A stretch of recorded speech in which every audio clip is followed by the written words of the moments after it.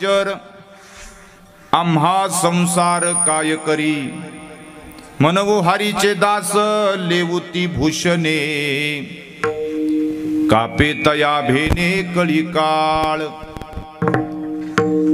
आशा भय लाज आडनये चिंता, ऐसी तया सत्ता समर्थाची, मनवो हरीचे दास लेवुती भूषणे, कापे तया भेने कळी काळ, तुका म्हणे करू ऐसी यांचा संग, जेने नोहे भंग चिंतनाचा, मनवो हरीचे दास लेवुती भूषणे, कापे तया भेने कळी काळ, भेटी लागी पंढरीनाथा, जीवा लागली तळमळ व्यथा, जीवा लागली तळमळ व्यथा, जीवा लागली तळमळ व्यथा, भेटी लागी पंढरीनाथा, जीवा लागली तळमळ व्यथा, जीवा लागली तळमळ व्यथा, जीवा लागली तळमळ व्यथा, भेटी लागी पंढरीनाथा, जीवा लागली तळमळ व्यथा, जीवा लागली तळमळ व्यथा, जीवा लागली तळमळ व्यथा, भेटी लागी पंढरीनाथा, जीवा लागली तळमळ व्यथा, जीवा लागली तळमळ व्यथा, जीवा लागली तळमळ व्यथा.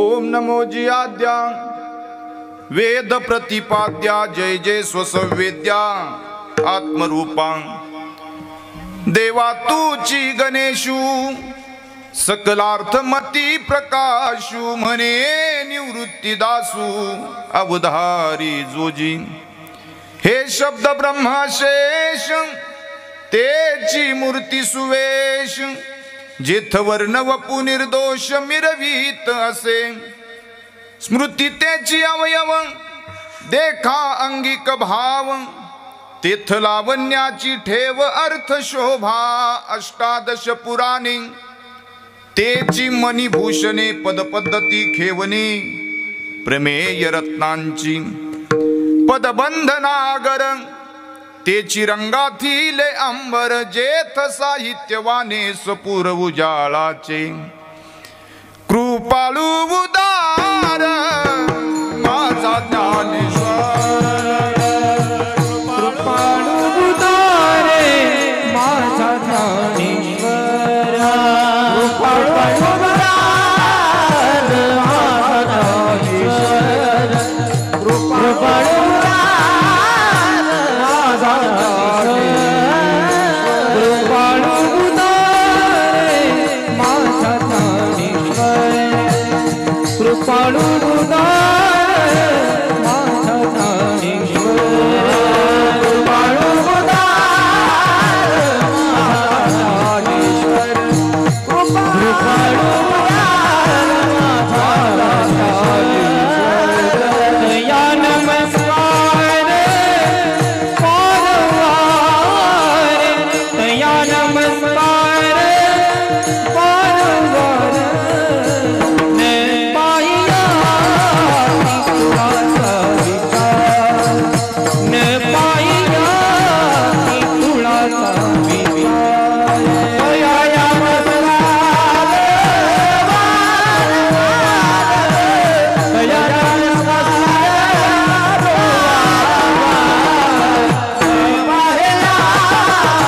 तुळाचा विचार,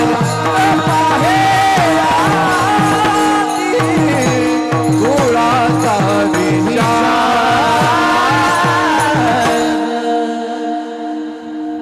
मनुष्याकृते राघवे ख्याती केली, शिळा शिखरे सागरी तारियली, तुका स्वामी हा पूर्ण ब्रह्मा प्रकाशी, जळी रक्षिले निर्जीवा कागदासी, महाराज हा जन्मला मृत्युलोकी, दुजी उपमाना ढळे इहलोकी, भवसिंधुसी बांधिला से तुझेने, अनाथा दिनाकारणे तू कयाने, तुका भासला मानवी वेशधारी परिहा लीला विग्रही निर्विकारी स्वये श्री हरी सर्व व्यापकू जीवा तुका तोची तो हा परब्रह्म ठेवा जया पूजिले आदरे पांडुरंगे विमानस्थ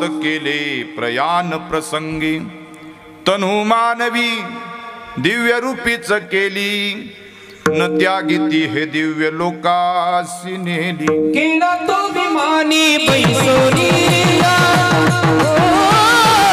केला तो विमानी बैसोनिया केला तो विमानी बैसोनिया केला तो बैसोनिया मन रामेश्वर सकळा पुसोनी केला तो विमानी बैसोनिया गेला तो विमानी बैसोनिया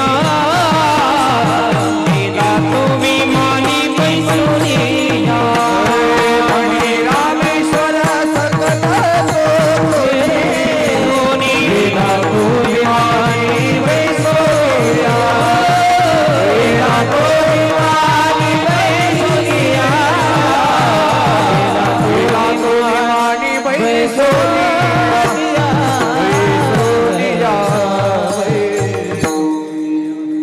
मने रामेश्वर सकळा पुसोनी गेला तो विमानी बैसोनिया कोण गेलं विमानात बसून पंतप्रधान आज आले होते पुण्यात 2 वर्ष दौरे बंद होते पण आज आले होते चला तुकोबारायांना घेण्यासाठी विमान आलं मागे कवीश्वर झाले थोर थोर सांगा कलेवर नेले कोणी मने रामेश्वर सकळा पुसोनी गेला तो विमानी बैसोनिया प्रयाण काळे देवे विमान पाठविले कलीच्या काळा माझी अद्भुत वर्तविले मानव देह घेवनी निजधामा गेले निळा म्हणे सकळ संता तो शविले भगवान परमात्म्याचं विमान तुकोबारायांना घेण्यासाठी आलं आपल्यालाही देवाचं विमान यावं याच्याकरता गावातला सप्ताह आज 50 वर्ष झाली सुवर्ण महोत्सवी वर्ष आपण या ठिकाणी संपन्न करतोय काय माहिती या 50व्या वर्षी देवाच्या मनात आलं म्हणले खेड शिवापूरला जाऊच आपलं वैकुंठातलं विमान घेऊन आणि कीर्तन झाल्यावर म्हणले चला बसा आता विमानात तुम्हाला वैकुंठाला नेतो कोण कोण बसेल मी बोलतोय ते ऐकू येतंय ना येतंय ना विमानामध्ये आहे का बसण्याची तयारी आपली हां मग काय हरकत नाही बघू आता जाऊ आता बिना तिकिटाचं जायचं देवाच्या बरोबर 2 वर्ष गेलो नाही आपण बिना तिकिटाचं 2 वर्ष या ठिकाणी आपण वाचून राहिलोय 2 वर्ष देवाने आपल्याला इथं थांबवले गुरुवर्य चंद्रशेखर महाराज देगलूरकर यांच्या मुखातलं वाक्य ऐकलं म्हणले या 2 वर्षाच्या काळामध्ये आपण मेलो नाही नवल नाही काहीच म्हणले 2 वर्षाच्या काळात मेलो नाही हे नवल नाही 2 वर्षाच्या काळात आपण जिवंत राहिलो हेच नवल आहे केवढी गोष्ट मोठी आहे मला जरा 5Gचा जमाना आहे एवढा लेट करून मग लय अवघड होते काय सांगायचंय की हा इतका भयंकर काळ सगळ्यांनी पाहिला सगळी माणसं घाटी बिटी सगळ्यांच्या आता व्हायला लागल्या आपण 2 वर्षाच्या काळात भेटत नव्हतो हो कुणी कुणाकडे जात नव्हतं कुणी कुणाकडे येत नव्हतं सासरवाडीला जावई सुद्धा जात नव्हतं का भीती कशाची होती करोनाची भीती होती करोनाने सगळ्यांना ठिकाणी बेजार केलं होतं लोक बाहेर पडतात अनेक वेळा अनेकांशी चर्चा होते पण प्रत्येकाच्या मनामध्ये शंका आहे किंवा प्रत्येकाचा असा प्रश्न आहे की या 2 वर्षाच्या काळात आमचा खूप मोठा लॉस झाला खूप मोठं नुकसान झालं कुणी म्हणायलाच तयार नाही प्रॉफिट झालं आता खेड शिवापूरमध्ये काय झाले हे मला नाही सांगता यायचं पण काय झालंय प्रॉफिट झालाय का लॉस झालाय हां काहीतरी एक झाला असेल की नाही प्रॉफिट झाला तरी काय मला देऊ नका आणि लॉस जरी झाला तरी मी काय भरून देणार नाही आवाज इफेक्ट त्याचं काहीच येत नाही बघा मला काय जमतच नाही सांगायला किती सुंदर आहे सगळं मॉनिटरला आवाज द्या उद्या गावातली लोक म्हणतील पाहुण्याला कीर्तन झालं नाही झालं सगळं म्हणजे महाराष्ट्रभर फिरायचं टावर खालीच रेंज नाही विठ्ठल विठ्ठल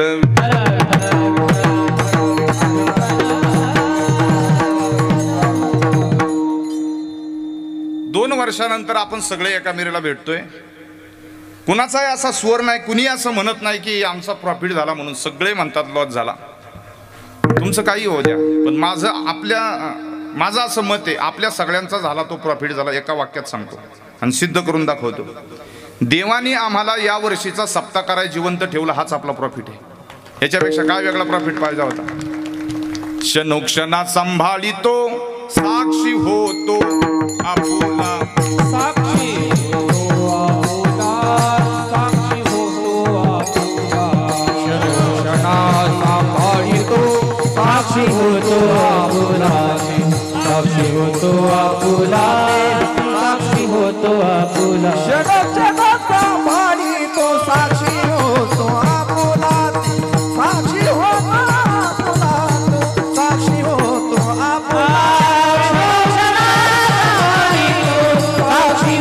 आपुला, साक्षी होतो आपुला.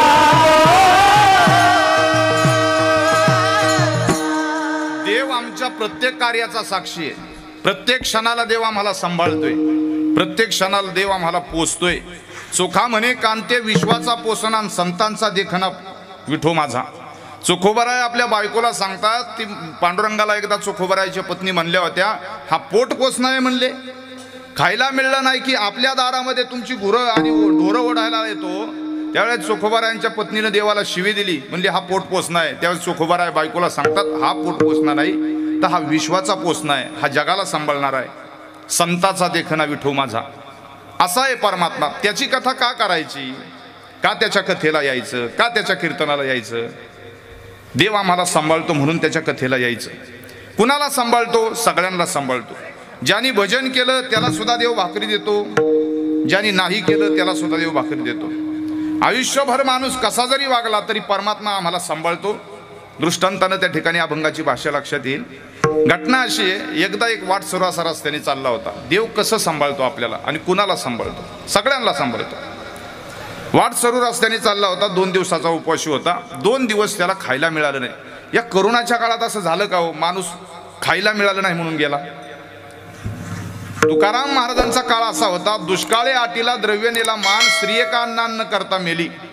तुकाराम महाराज म्हणतात, ज्या हाताने मी अख्ख्या जगाला वाटलं होतं तेच हात ज्यावेळेस दुष्काळात लोकांकडे मागण्यासाठी गेले त्यावेळेस कुणीच काही दिलं नाही. उलट गावचा पाटील कोपला. गावातल्या लोकांनी काय खावे आता कोणीकडे जावे? कोपला पाटील गावीचे कोपला पाटील गावीचे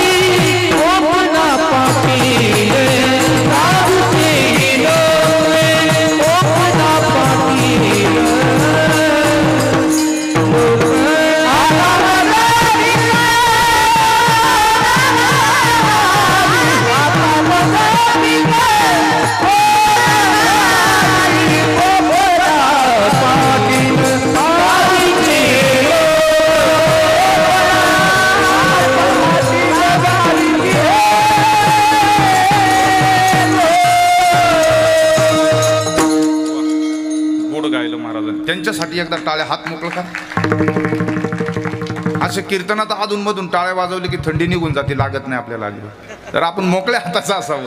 कोपला पाटील गावचे हे लोक, आता माझं भीक कोण घाली. महाराज म्हणतात, काय खावं कुणाकडे जावं अशी परिस्थिती निर्माण झाली. देवाचा केवढा उपकार आहे आपल्यावरती. 2 वर्षाच्या करोनाच्या काळात खायला मिळालं नाही, माणसं उपाशी मिली म्हणून अशी घटना होती का? उलट जास्त खाल्लं म्हणून मेला अशी घटना सापडेल. पण खायला मिळालं नाही म्हणून गेला अशी घटना सापडून द्या, सापडणार नाही. तर केवढा उपकार आहे या काळामध्ये देवाचा आपल्यावरती. देव सगळ्यांना सांभाळतो. नामाचं चिंतन करणाराला, भजन करणाराला, कीर्तन करणाराला सगळ्याला सांभाळतो. जो कधीही भजनाला नाही आला त्यालाही सांभाळतो, सगळ्यांना सांभाळतो. रस्त्यानं एक वाट सरू चालला होता. 2 दिवसाचा उपवासी होता. 2 दिवस त्याला खायला मिळालं नाही. तो अन्नासाठी इकडं तिकडं गाव शोधत होता, घर शोधत होता. काय करायचं हा प्रश्न पडला. आणि चालत चालत सकाळचे 10-11 वाजले होते. गाव लागलं, गावाची कमान लागली. गावामध्ये आतमध्ये घरं होती. पण कमानीमध्ये आतमध्ये प्रवेश केल्याबरोबर एक घर त्याला लागलं. घराचा मालक त्या अंगणामध्ये उभा होता. या 2 दिवसाच्या उपवाशी वाट सरून त्या घर मालकाला हात जोडला. फक्त म्हणला काही करा पण 2 घास खायला मिळाले तर बरं होईल. 2 दिवस उपवाशी राहिले. तो घर मालक वारकरी होता बिचारा. म्हणला काही काळजी करू नका, आमच्या घरातला स्वयंपाक सकाळी लवकर होतो, सगळं काय तुला पोटभर खायला देऊ, तू हातपाय धुऊ, तोपर्यंत मी घरामध्ये पत्नीला सांगतो ताट करायला. त्यानं त्याच्या पत्नीला घर मालकाने ताट करायला सांगितलं. तोपर्यंत यांनी हातपाय धुतले. हा आतमध्ये जाऊन त्या ठिकाणी आसन दिलं होतं बसायला, त्या आसनावरती बसला. तोपर्यंत घर मालकाच्या पत्नीनं पाटावरती सुंदर असं ताट, चांगलं पद्धतीचे पदार्थ त्या ताटात होते. आणि ताट जसं पाहिलं, ताटातली भाकरी जशी पाहिली, याचा हात इतक्या वेगाने त्या ताटावरती गेला, म्हणजे त्या भाकरीकडे गेला. कधी ती भाकरी हातात घेतोय, मोडतोय आणि कधी खातोय असं झालं होतं. 2 दिवस उपवाशी. हल्ली पुण्यातल्या माणसांना भूक लागत नाही. का लागत नाही विचारा की जरा. पोट तर मोकळं पाहिजे ना. माझ्याकडे पाहिल्यावर कळत असेल तुम्हाला. मुद्दा मला असं सांगायचा आहे, 2 दिवसाच्या उपवाशी माणसानं भाकरी पाहिल्याबरोबर त्याचा हात त्या भाकरीकडे गेला. भाकरी उचलणार त्यावेळेस घर मालकाने त्याचा असा हात धरला. थांब म्हणला. तो म्हणला अहो जेव द्या ना, 2 दिवस उपवाशी. नाही म्हणला, माझा एक नियम आहे. घर मालक त्याला सांगत होता त्या वाटसरूला, माझा एक नियम आहे, मी अथवा आमच्या घरातली माणसं किंवा आमच्याकडे कोणी पाहुणा आला तर त्याला पुंडलिक वरदा म्हटल्याशिवाय मी काही जेवू देत नाही. तो म्हणला मी त्या ठिकाणी कधीच आतापर्यंत म्हणलो नाही. घर मालक म्हणला तू म्हणला नसेल तर मी पुढं म्हणतो, तू मागं म्हण. तो म्हणला मी म्हणलोच नाही. नाही म्हणले मागं तरी म्हण. तो म्हणला मी मागं पण म्हणणार नाही, काही लय गाठी असतात, नाही तर नाहीच अजिबात. नाहीच म्हणला. घर मालक म्हणला तू जर पुंडलिक वरदा म्हटला नाही तर मी तुला जेवून देणार नाही. तो म्हणला मी 2 दिवसाचा उपवासी, जेव द्या मला. तो म्हणला माझा नियम आहे. घर मालक म्हणला नाही जेवून देणार मी, तू पुंडलिक वरदा माझ्या मागं तरी म्हण. शेवटी दोघांची ताटावरती भांडणं झाली. तो 2 दिवसाचा उपवासी माणूस ताटावरनं उठला. चल म्हणला नाही जेवत, निघालो. नाही जेवायचं मला. निघाला बाहेर निघाला. वाट सरू त्या ठिकाणी तो निघून गेला. घर मालक त्याच्या मागं पळतोय आणि घर मालकाच्या समोर देव येऊन उभे राहिले, पांडुरंग परमात्मा. आणि घर मालकाला म्हणतात अरे 2 दिवसाच्या उपवासी माणसाला कोण ताटावरनं उठवतं का? पटतं का तुला हे? नाही म्हणले देवा माझा नियम आहे, आमच्याकडे कोणी पाहुणा आला तर त्याला मी पुंडलिक वरदा म्हटल्याशिवाय जीव देत नाही. मला वाटतं आपल्याकडेही पाहुणा आले असाच नियम करावा, बरोबर अर्धी कमी होतील. देवा माझा नियम आहे, पुंडलिक वरदा म्हटल्याशिवाय मी अथवा माझ्या घरातली माणसं पाहुणा रावळा कुणी जेवायला सुरुवात करत नाही. देव म्हणले अरे एकदा तो पुंडलिक वरदा म्हटला नाही म्हणून तू त्याला जेवू दिलं नाही. तो वयाची 60 वर्ष झालं रोज मला शिव्या देतोय, तरी मी त्याला पोचतोयच ना रोज. सांभाळतो तो जगासी एकला तो, पोसितो जगासी एकला, पोसितो जगासी एकला तो, पोसितो जगासी एकला तो. तारे नाठवीसी कृपाळू दे मासी, पोसितो जगासी एकला तो, पोसितो जगासी एकला तो. तारे नाठवीसी कृपाळू महासी, पोसितो जगासी एकला तो, पोसितो जगासी एकला,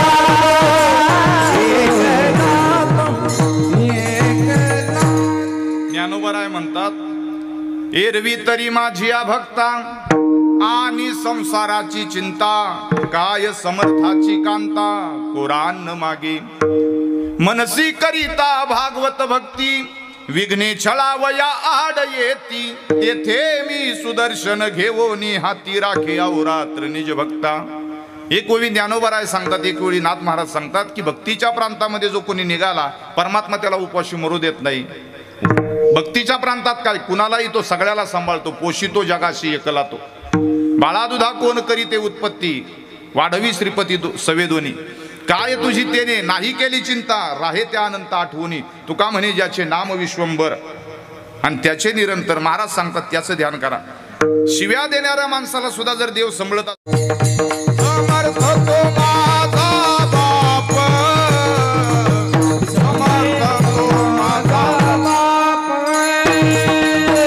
बऱ्या हाती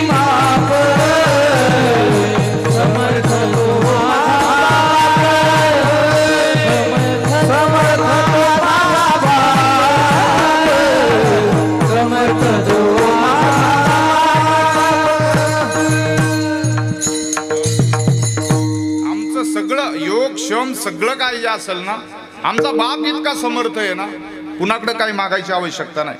आम्ही आशाच्या शेजारी बसलो ना, ज्याचा कुणी नाद करत नाही. बळीयाचा अंग संग झाला,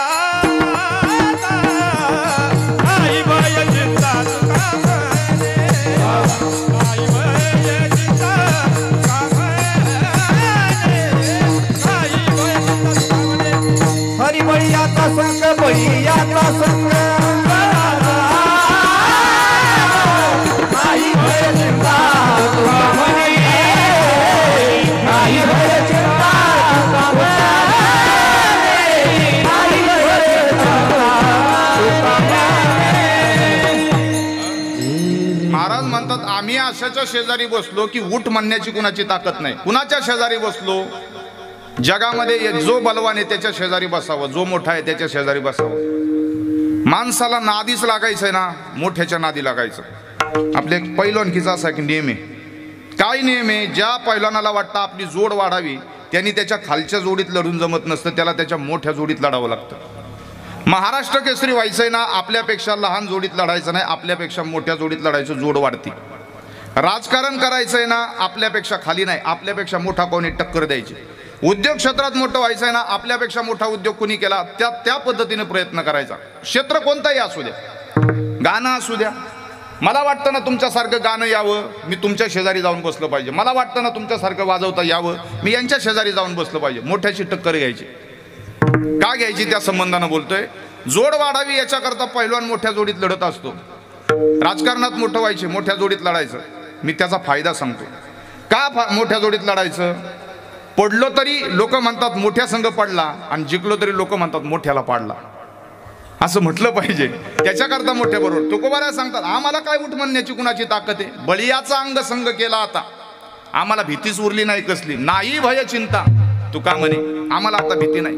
लोक नुसतंच म्हणतात महाराज आमचा नादच नाही करायचा. ऐकायचं का नाद नाही करायचा? गोष्ट सांगून जातो. नाद करायचा नाही कशाला म्हणतात? औरंगजेब महाराष्ट्रात आला ना, त्यावेळेस धर्मवीर शंभूराजांच्या बद्दलचे हे उद्गार आहेत, सांगून जातो तुम्हाला. नाद करायचा नाही कशाला म्हणतात? काही काही पोरं आहेत ना, असं गाडीवरती लिहितात नाद करायचा नाही. कुणी गाडीवरती पाठीमागं लिहिलेलं असतं नादच खुळा. आज तो खुळखुळा, पण लिहितो नादच खुळा. मुद्दा सांगायचा आहे मला त्याच्यातला. महाराष्ट्राला संपवण्यासाठी औरंगजेब महाराष्ट्रात आला. छत्रपती शिवाजी महाराजांच्या हयातीमध्ये औरंगजेबानं महाराष्ट्रामध्ये येण्याचं कधीही धाडस केलं नाही. पण छत्रपती शिवाजी महाराज गेले. तारीख होती 3 एप्रिल 1680. छत्रपती शिवाजी महाराजांनी महाराष्ट्र सोडला आणि औरंगजेबानं महाराष्ट्रामध्ये त्या ठिकाणी पाऊल टाकायचं ठरवलं. डोक्यातली टोपी काढली, शपथ घेतली आणि त्यांनी सांगितलं जोपर्यंत या महाराष्ट्राला, या मराठ्यांना संपत नाही तोपर्यंत पुन्हा दिल्लीला माघारी येणार नाही. मराठ्यांना संपवण्यासाठी आपली अब्जावधीची संपत्ती घेऊन महाराष्ट्राच्या दिशेने औरंगजेब निघाला. येत असताना ब्रह्मणपूर आणि जळगावमधून महाराष्ट्रामध्ये तो प्रवेश करणार. तिथं त्याची सगळी शिबिरं लागली होती. एक दिवस आपल्या सगळ्या त्या ठिकाणी पीएला किंवा सीएला बोलून घेतला औरंगजेबाने. आलाय आता मार्च महिना, मार्चच चालू आहे आता. मार्च एंडिंगला कळल सीएला कशाला बोलावतात ते. औरंगजेबाने आपल्या खास माणसाला सीएला बोलून घेतलं. महाराष्ट्रात चाललो या मराठ्यांना संपवायला, सांगा संपत्ती किती घेतली? त्यानं सांगितलं 2 माणसं जर मोजायला बसलं तर 14 महिने लागतील. एवढी मोठी संपत्ती घेऊन महाराष्ट्रात चाललोय. म्हणजे चिल्लर नव्हती, म्हणजे चिल्लर होती त्यावेळेस, 2000ची नोट नव्हती. एवढी मोठी संपत्ती घेऊन महाराष्ट्राला खरेदी करायला औरंगजेब निघालाय. एवढी सोपी गोष्ट नव्हती. पण महाराष्ट्रामध्ये आल्यानंतर इथं 6.5 वर्षामध्ये इथला भिकारी झाला तो. औरंगजेबाने पळ काढायचं ठरवलं आणि पुण्यामधून नगर रोडनी त्या ठिकाणी पळत सुटला. गेल्यानंतर औरंगाबाद शहरामध्ये त्याची एक सासरवाडी होती, तिथं जाऊन थांबला आणि त्याच्या आता लक्षात आलं या महाराष्ट्रातून आपल्याला बाहेर पडता येत नाही. मराठी माणसं आपल्याला संपवल्याशिवाय राहणार नाहीत. आता मराठी कुणाला म्हणायचा हा पहिला मुद्दा महत्वाचा आहे. आता त्याच्यावरनं वाद उखळायचा. कोण मराठी आहे? ज्याला आपल्या आईला आई म्हणणं कळतं तो मराठी. ज्याला मराठी भाषा बोलता येते तो मराठी. आचार्य आत्रेंनी मराठीची व्याख्या केली मुंबईला, ते सांगतो. जेवढी भाषणं आदरणीय बाळासाहेब ठाकरेंची शिवाजी पार्क मैदानावरती झाली त्याच्या अगोदर जर ते शिवाजी पार्क मैदान कोणी गाजवलं असेल तर आचार्य आत्रेंनी, प्रके आत्रे सासवडचे होते. ते म्हणले, एक वेळेस हजारो पोरं त्यांनी त्या ठिकाणी ती भाषण ऐकायला गोळा झाली होती आणि त्यावेळेस मराठीचा मुद्दा मांडला. पोरांनो, या महाराष्ट्रामधला मराठी कोण आहे? आचार्य यात्रे सांगतात, तो या महाराष्ट्रामधला मराठी आहे ज्याला मराठी बोलता येतं, ज्याला आपल्या आईला आई म्हणणं कळतं, तो या महाराष्ट्रातला मराठी आहे. जो या महाराष्ट्रात राहतो तो या महाराष्ट्रातला मराठी आहे. आणि ज्याचा एकतरी अभंग तुकाराम महाराजांचा पाठ, तोच या महाराष्ट्रातला मराठी. काही व्याख्या आहे? अंगाव काटा उभा राहतो महाराज. एवढी मोठी माणसं किती उंचीनं बोलल्यात. तो या अगदी तो मुसलमान जरी असला तरी तो या महाराष्ट्रातला मराठी आहे. ज्याला आईला आई म्हणणं कळलं, संपला विषय, मराठी आहे तो. औरंगजेबाने महाराष्ट्रातून पळ काढला, नगर रोडनी पळत सुटला आणि औरंगजेब औरंगाबादमध्ये थांबल्यानंतर त्या घाबरला होता. त्याच्या लक्षात आलं, आता महाराष्ट्रातून आपण बाहेर पडत नाही. या महाराष्ट्रातली तरुण पोरं मनानं, मेंदूनं आणि मनगटानं एकत्र झालेत.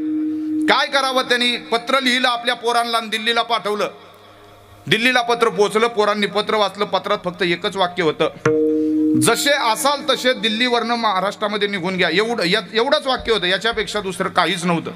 औरंगजेबाची आज्ञा होती. पोरं सुद्धा अशी लटलट कापत होती. भावाला बापाला असा उभा कापला होता त्यांनी. राक्षसच होता तो, काही सामान्य नाही. बापाची आज्ञा ऐकल्याबरोबर, पत्र वाचल्याबरोबर पोरांनी दिल्लीवरनं लगेच निघाले आणि महाराष्ट्रामध्ये औरंगाबादला आले. आणि तिथं आल्यानंतर दुसऱ्या दिवशीची सकाळ झाली. औरंगजेबाने आल्या आल्या पोरांना विचारलं, नाही पोरांनो, दिल्लीचा कारभार कसा करताय? आल्या आल्या औरंगजेब आपल्या पोरांना म्हणतो, 4 पोरं समोर होती औरंगजेबाची. औरंगजेब सांगतो, पोरांनो, आयुष्यामध्ये कोणतीही गोड चूक करा, पण या महाराष्ट्राच्या नादी लागू नका. मराठ्यांच्या नादानं संपावं लागतं. हे औरंगजेबाच्या मुखातलं वाक्य. याला म्हणायचं नाद करायचा नाही. औरंगजेब म्हणतो, महाराष्ट्राच्या या मराठ्यांच्या नादानं संपावं लागतं. पण आपण कशात पुढे सांगू? 2 पोरं चालली होती रस्त्याने, 10वीची होती. एक पोरगं होतं मुसलमानाचं आणि एक होतं मराठ्याचं. रस्त्याने चालता चालता त्या मुसलमान पोराला 20 रुपयाची नोट सापडली. त्याने उचलली. ते म्हणतंय, हाय अल्लाह बिस्मिल्ला. आपलं मराठी म्हणतंय, दस्तुल्ला दसमल्ला. कळालं तर बघा आपण किती अग्रेसरांनी कशात येत. विठ्ठल विठ्ठल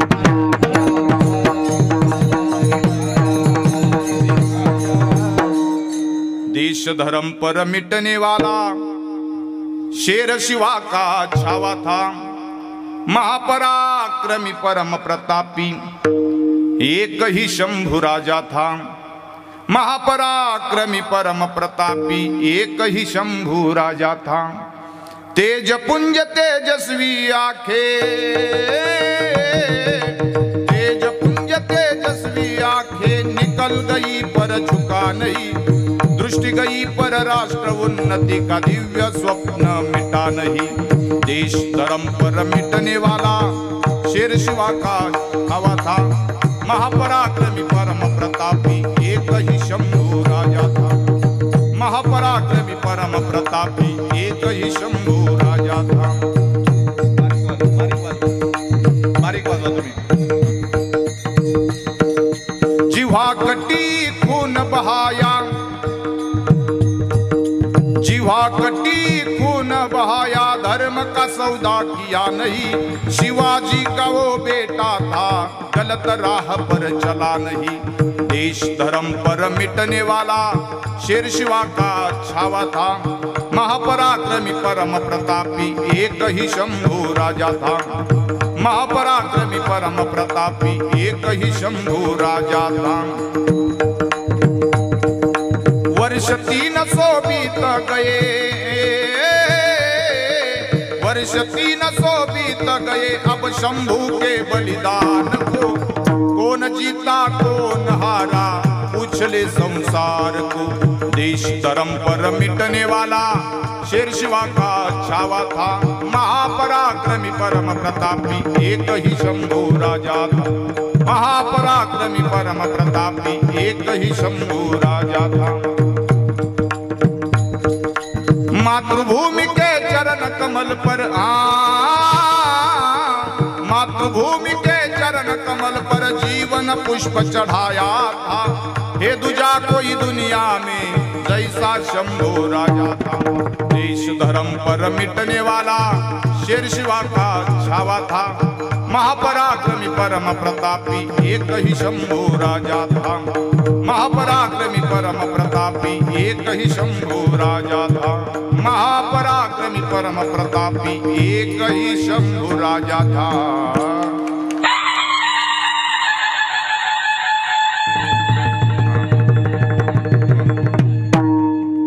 सने तुम्ही वाजवली का? गडावरती असल्यासारखं वाटलं, बरं झालं.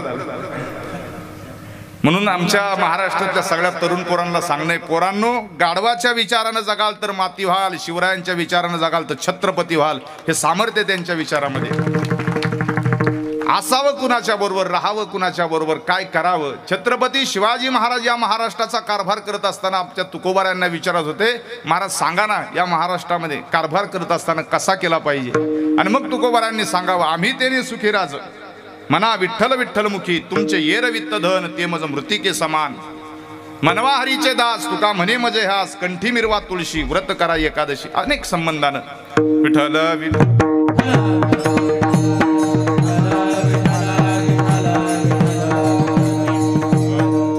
का देवाची कथा करायची या संबंधानं बोलत होतो. आणि मला असं वाटतं, मगाशी वाक्य बोललो मी, नाद करायचा नाही. हे खेड शिवापूरचा सप्ताह पाहिला, सिस्टम पाहिलं, मंडप पाहिलं की असं बाकीच्या गावांनी म्हणावं खेड शिवापूरचा खरंच नाद नाही करायचा, खरंच नाही करायचा. इतकं सुंदर वैभव या ठिकाणी सजवलेलं असतं, उभं केलेलं असतं. सगळी माणसं एकत्र येतात आणि गावची, आपलं गाव आपल्यासाठी आई आहे. आपलं गावाची शान आपण त्या ठिकाणी राखायची असते, ती नेहमी या ठिकाणी पाहायला मिळते. महाराष्ट्रातले सगळे नामवंत कीर्तनकार येतात त्यावेळेस सांगतात, महाराज तुमच्या सासरवाडीला गेलतो, बरं वाटतं आम्हालाही जरा. विठ्ठल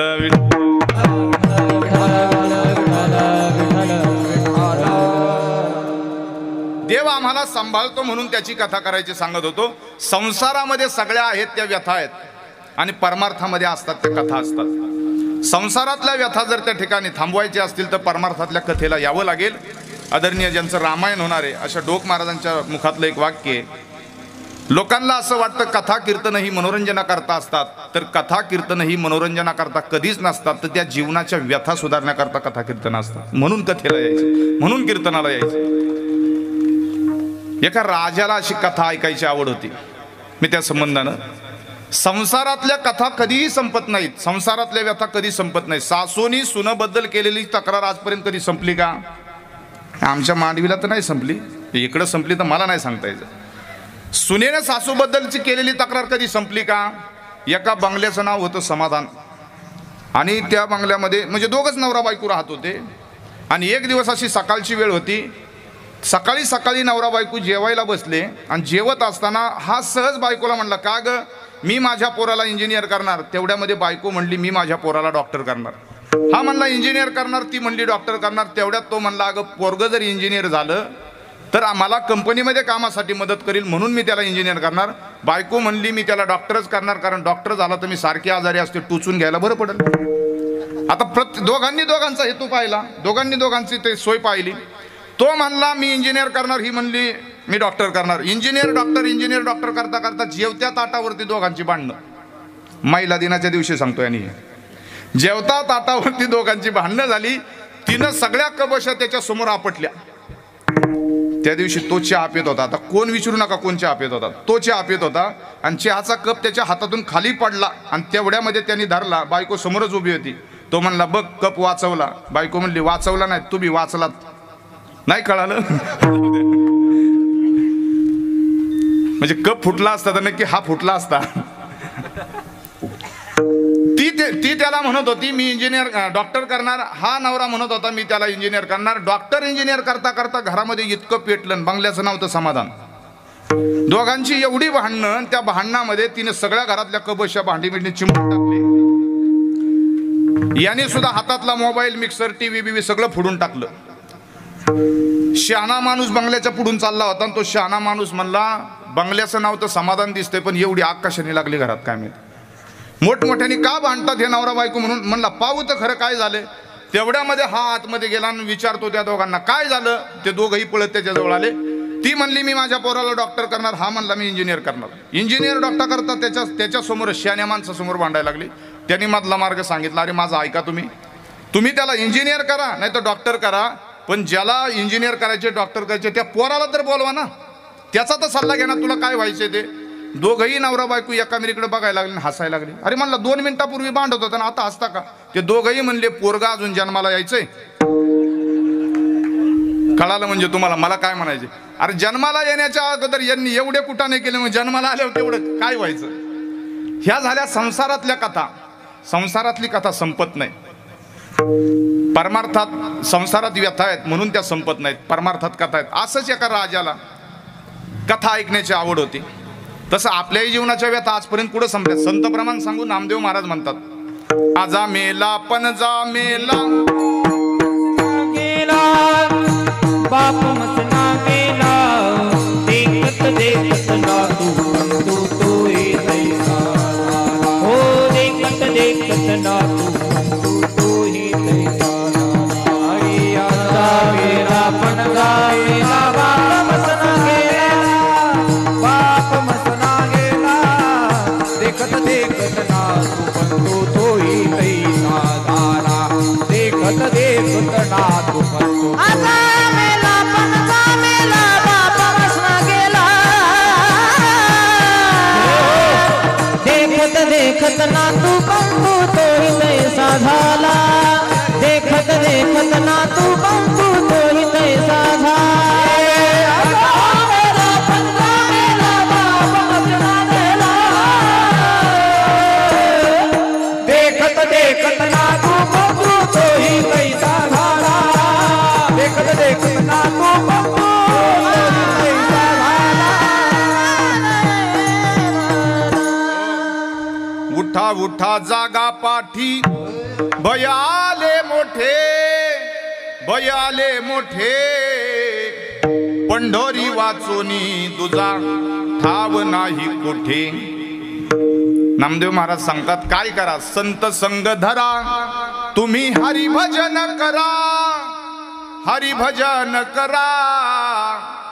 पाठी लागला से काळ, दात खातसे करकरा. आपल्या पाठीमाग काळ असा लागला की तू करा करा दात खातो. म्हणून संतांचं सांगणं, संसारातल्या व्यथा संपवायच्या असतील तर परमार्थाच्या कथेला आलं पाहिजे. संसारातल्या व्यथा कुणाच्याही संपल्या नाहीत या संबंधानं बोलत होतो. एका राजाला कथा ऐकायची आवड निर्माण झाली. बरं, ती काही कथा सामान्य नाही. अनेक वेळा राजाच्या अशा कथा ऐकून झाल्या होत्या. पण राजाने प्रधानजीला बोलून घेतलं आणि सांगितलं, प्रधानजी आपल्या नगरामध्ये दौंडी द्या. कशाची दौंडी द्या? या राजाला कथा ऐकायची आणि ती न संपणारी कथा ऐकायची.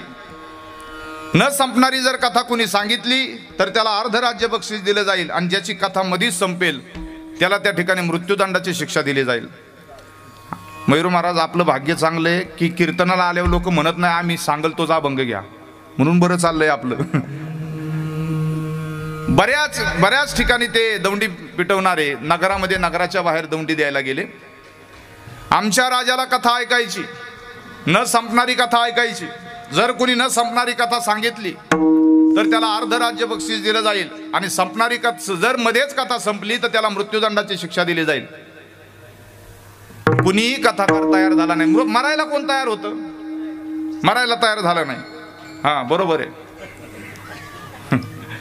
कारण त्याला स्वतः मरावं लागतं तेव्हा स्वर्ग दिसतो ना. काय कोण तयार होतंय मरायला तेव्हा? झालं. एक कथाकार परराज्यातून त्या नगरामध्ये आला, प्रधानजीची भेट घेतली. प्रधानजींनी सांगितलं, कथाकार विचार करा, आमच्या राजाला न संपणारी कथा ऐकायची. कथा जर मध्ये संपली तर मृत्यूदंडाची शिक्षा आहे. प्रधानजीला त्या कथाकाराने सांगितलं, तू काहीच काळजी करू नको, राजाची माझी मीटिंग लावा. राजाबरोबर कथाकाराची मीटिंग लागली. बोलणं झालं. दुसऱ्या दिवशी कथा करायची ठरलं. भव्य दिव्य असा मंडप टाकला. सुंदर असे हजारो लोक कथेला होते. कथाकार त्या ठिकाणी व्यासपीठावरती बसणार. राजाने शेवटचं सांगितलं, म्हणले, कथाकार तुम्ही न संपणारी जर कथा सांगितली तर मी तुम्हाला अर्ध राज्य बक्षीस देणार आहे, पण तुमची कथा जर मध्ये संपली तर तुम्हाला मृत्यूदंडाची शिक्षा. एकदा विचार करा. ते कथाकार म्हणले, राजा तू काहीच विचार करू नको, मी पण काही एका गावचं पाणी नाही पिलेलो, म्हणजे मी पण 12 गावचं. कीर्तन करायला लोक म्हणतात काय तो काय महाराज साधा आहे वेदावा. तसं कोणी म्हणायला नको म्हणून बाटली ठेवली आहे आपली. ती पण पाण्याची आहे, दुकानात मिळणार ती नाही बरं का. आता किराणा मालाच्या दुकानात येणारे असं म्हणलेत. झाले आता त्या बातम्या नाही येत, काय निर्णय झाला मलाही नाही सांगता यायचं. मग सांगितलं, राजा तू काही काळजी करू नको, कथेला प्रारंभ करायचा. हो करायचा. राजा पुढं कथा ऐकायला, हजारो लोक कथा ऐकायला. कथा राजाला ऐकायची न संपणारी कथा. तुम्ही फक्त एक वाक्य लक्षात ठेवा, कोणती कथा ऐकायची राजाला? न संपणारी कथा. कोणती? न संपणारी कथा. बरं होईल जरा पाहुण्यासंग पण बोललं तर चालतं, त्याला काय अडचण नाही. घटना अशी झाली, कथेला प्रारंभ झाला, कथेचं नमन झालं. नमनामध्ये काही घडाभर तेल वाचायलाच नको, लवकर पुढे जाऊ आपण. नमन झाल्यानंतर राजाला सांगितलं, राजा आपल्या भारत देशामध्ये असं एक नगर होतं, त्या नगरामध्ये एक शेतकरी राहत होता. आता कोणतं नगर सांगू? आपण शाळेत शिकलेलो आटपाट नगर. आता ते कोणत्या कशावर अजून आलंच नाही, फक्त शाळेपुरतंच होतं, ते पुस्तकापुरतंच होतं आटपाट नगर. राजा, कथाकार सांगतात राजाला, राजा आपल्या भारत देशामध्ये असं एक नगर होतं, त्या नगरामध्ये एक शेतकरी राहत होता. त्या शेतकऱ्याला 1000 एकर शेती होती. त्या शेतकऱ्यानं त्या वर्षी पाऊस चांगला झाला म्हणून विचार केला की हिवाळ्याचे दिवस आहे, 1000 एकरला कोणतं पीक घ्यायचं म्हणून ज्वारीचं पीक घ्यायचं ठरलं. बाजारातून ज्वारीचं बियाणं आणलं गेलं, शेती सुपीक केली गेली आणि राजा 1000 एकरला त्या ठिकाणी पेरलं गेलं. ज्वारी पेरली, पहिलं पाणी झालं, दुसरं पाणी झालं, ज्वारी उगवली, मध्यवर्ती आली, मोठी झाली. लगेच ज्वारी त्या ठिकाणी निसवली, कणसावरती आली, दाणे भरले कणसामध्ये, काढणी झाली, ज्वारी खळ्यावरती गेली, मळणी झाली, मोजमाप काढलं. त्यावेळेस असं लक्षात आलं की 1 एकरला त्या शेतकऱ्याला 1 खंडी ज्वारी झाली. 1 खंडी ज्वारी त्या ठिकाणी झाली. अशी 1000 एकरला 1000 खंडी ज्वारी झाली. शेतकऱ्याने आपली ज्वारी त्याच्या घराच्या बाजूला भलं मोठं कोठार होतं, त्या कोठारामध्ये त्या ठिकाणी साठवली. मी कोणती कथा सांगतोय? न संपणारी कथा सांगतोय. सगळी ज्वारी खळ्यावरनं उचलली, कोठारामध्ये साठवली. त्या कोठाराला धान्य काढण्यासाठी एक जागा असते बा, ती जागा, तिथून ज्वारी बाहेर येत होती. झाडावरती बसलेल्या एका चिमणीने पाहिली, चिमणी उडत उडत आली, 1 ज्वारीचा दाणा उचलला, निघून गेली. पुन्हा 2 मिनिटांनी राजा ती चिमणी आली, 1 ज्वारीचा दाणा उचलला, निघून गेली. पुन्हा 3-4 मिनिटांनी एक चिमणी आली, राजा 1 ज्वारीचा दाणा उचलला, निघून गेली. पुन्हा 5 मिनिटांनी एक चिमणी आली, ज्वारीचा दाणा उचलला, निघून गेली. पुन्हा 10 मिनिटांनी चिमणी आली, ज्वारीचा दाणा उचलला, निघून गेली. काय सांगतोय लक्षात येते ना? काय? राजा म्हणला कथाकाराव पुढे सांगा ना. कथाकार म्हणले, अरे ज्वारी तर संपू दे ना. सांगू का आता सकाळपर्यंत हेच? पुन्हा चिमणी आली, पुन्हा ज्वारीचा दाणा उचलला, पुन्हा निघून गेली. राजा म्हणला पुढे सांगा ना. म्हणले ते ज्वारी संपायची अजून. म्हणले ती चिमणी मरेल ना. राजा म्हणला. कथाकार म्हणले मी दुसरी चिमणी आणील, तुला काय करायचं, मला काय चिमणी 1000 भेटतील. बरं ठीक आहे. पुन्हा राजा म्हणला, चिमणी आली, ज्वारी उचलली, निघून गेली. राजा म्हणला पण ज्वारी संपल्यावर पुढं काय ते तर सांगा. नाही म्हणले मी बाजरी पेरणार आहे 1000 एकरला. आता संपल का ही कथा? ही कथा त्या राजाची नाहीच, आपल्याच संसाराची कथा. प्रमाण होऊन गेला, आजा गेला, पंजा गेला. ही पिढ्यानपड्या ह्याच कथा चालत आलेल्या आहेत, संसारातल्याच कथा चालत आलेल्या आहेत. ह्या कथा कधी संपत नाहीत. का कथा? देवाचीच कथा का ऐकायची? तुकाराम महाराजांचं सांगणं आहे, कथा आम्हाला सुखी करते म्हणून कथा ऐकायची, कथा आम्हाला मुक्त करते म्हणून कथा ऐकायची. आपल्या भारत देशाचे माजी राष्ट्रपती डॉक्टर सर्वपल्ली राधाकृष्ण का कथा ऐकायची हे सांगतो. जर उद्या कोणी विचारलं कीर्तनाला का आपण बसतो, कीर्तनाला बसल्यावर फायदा काय, या कथा ऐकल्यानंतर, कीर्तन ऐकल्यानंतर फायदा काय, तो फायदा सांगतो. आपल्या भारत देशाचे माजी राष्ट्रपती डॉक्टर सर्वपल्ली राधाकृष्ण तिरुअनंतपुरमला रमण महर्षींच्या आश्रमामध्ये जाऊन बसायचे आणि 3-3 तास त्या आश्रमामध्ये असायचे. झेड सिक्युरिटी असायची त्यांच्याबरोबर. एकदा एका माणसाने विचारला, अहो 3-3 तास तुम्ही, तुमच्या एका सईनं अख्खा देश हालतो, एवढं सामर्थ्य तुमचं, तुम्ही 3 तास एका साधूच्या पुढे कथा ऐकत बसता. त्या माणसाने राष्ट्रपतींना विचारलं, तुम्हाला असं काय मिळतं या सत्संगात, या कथेमध्ये, कीर्तनामध्ये बसल्यानंतर? माजी राष्ट्रपती डॉक्टर सर्वपल्ली राधाकृष्ण त्यांनी उत्तर दिलं होतं, मी ज्या पदावरती आहे त्या राष्ट्रपती पदावरती असताना मला जे तिथं मिळत नाही ते इथं मिळतं. आपल्याला सुद्धा ते जे कुठंच मिळत नाही ते इथं मिळतं. श्रवणे कीर्तने झाले जे पावन, श्रवणे कीर्तने झाले जे पावन, श्रवणे कीर्तने झाले जे पावन, श्रवणे कीर्तने झाले जे पावन. सनकादिक परम भक्त, सनकादिक कर्म धर्म त्याचा या झाला सकळ झाली ते देवराजई झाली जे सकळा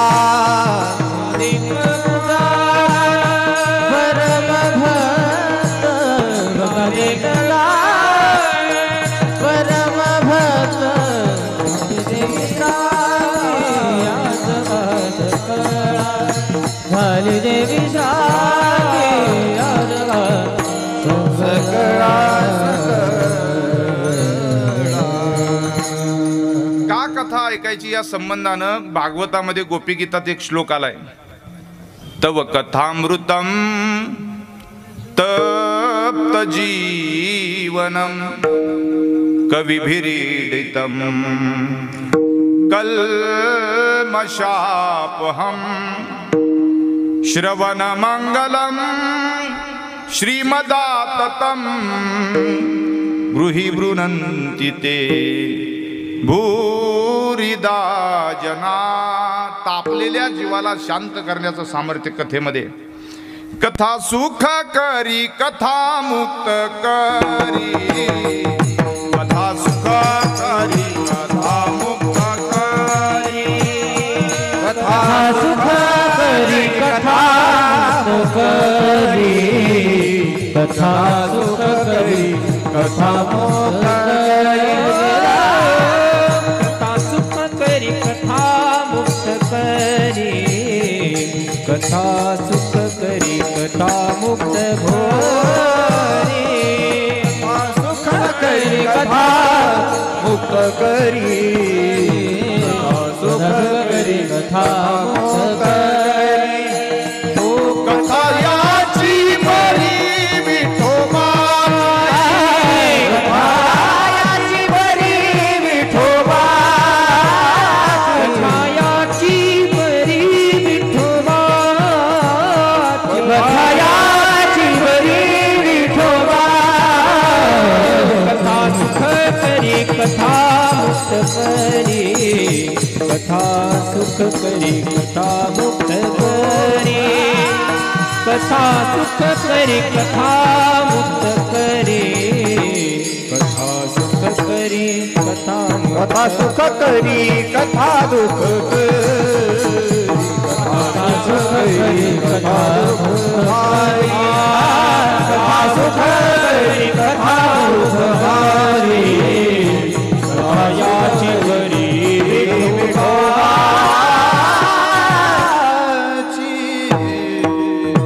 देवाच्या कथेचा पहिला फायदा म्हणून 8 दिवसाच्या रामायणाच्या कालखंडामध्ये लवकर यायचं आणि सगळं संपस्तोपर्यंत थांबायचं. कशासाठी? कथा सुख करी. पहिला फायदा कथा सुख करते. दुसरी गोष्ट कथा मुक्त करी. कथा याची बरी विठोबाची. कथा पापनाशी. आपलं पाप असलेलं घालवण्याचं सामर्थ्य कथेचं आहे. उद्धरिले दोषी समाधी कथेशी मूढजना. तुका म्हणे कथा देवाचेही ध्यान समाधी लागून उभा असे. कथेमध्ये आपण असतो हे नवल नाही, कथेमध्ये देव असतो हे नवल आहे. देव कथेमध्ये उभा असतो. देव कीर्तनाला येतात. भगवान महादेव चरणीची रजवंदी शुळपाणी आणि नाचती कीर्तनी त्यांचे माथा. आणि म्हणून तुकाराम महाराज अभंगाच्या पहिल्या चरणामध्ये म्हणतात, हरी कथा नामाचा गजर करुणाची कथा नामाचा गजर करुणाची कथा नामाचा गजर करुणाची कथा नामाचा गजर करुणाची कथा नामाचा गजर करुणाची कथा करुणाची कथा नामाचा गजर करुणाची कथा नामाचा गजर हा संसार काय करी संसार काय संसार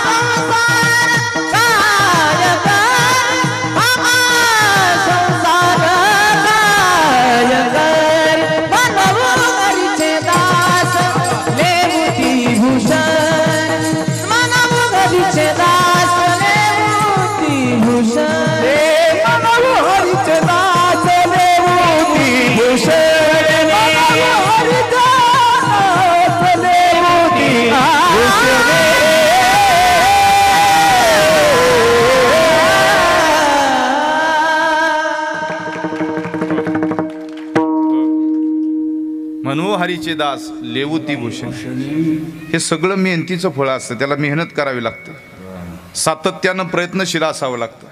म्हणून नेहमी सांगणं असतं माझं, गावातला एखादा मुलगा वारकरी संप्रदायामध्ये मोठा होत असेल ना, अथवा कुणी राजकारणात मोठं होत असेल, अथवा कुणी क्रीडा क्षेत्रात मोठं होत असेल, कुणी उद्योग क्षेत्रामध्ये श्रीमंत होत असेल, पोरग दुश्मनाचा असू द्या, त्याच्या पाठीवरती शाबासकीची थाप द्या, ते पुढे जाऊन गावचं नाव मोठं करतात. मयूर महाराजांची कीर्तनं महाराष्ट्राच्या बाहेर गाजली. त्यांनी गावाचं कोणत्या नाव सांगितलं? मांडवीचं सांगितलं बहुतेक. हा, आणि गावाचं नाव मोठं करणारी माणसं, त्यांना म्हणजे देशभक्ताचा दर्जा आहे, सोपी गोष्ट नाही आहे. खूप मेहनत करावी लागते, तिथपर्यंत जाण्यासाठी खूप अट्टास असावा लागतो, प्रयत्न असावा लागतो. आणि अभ्यासानं काय साध्य होत नाही, असाध्य ते साध्य करिता सायास, कारण अभ्यास तुका म्हणी. हो चला, विठ्ठल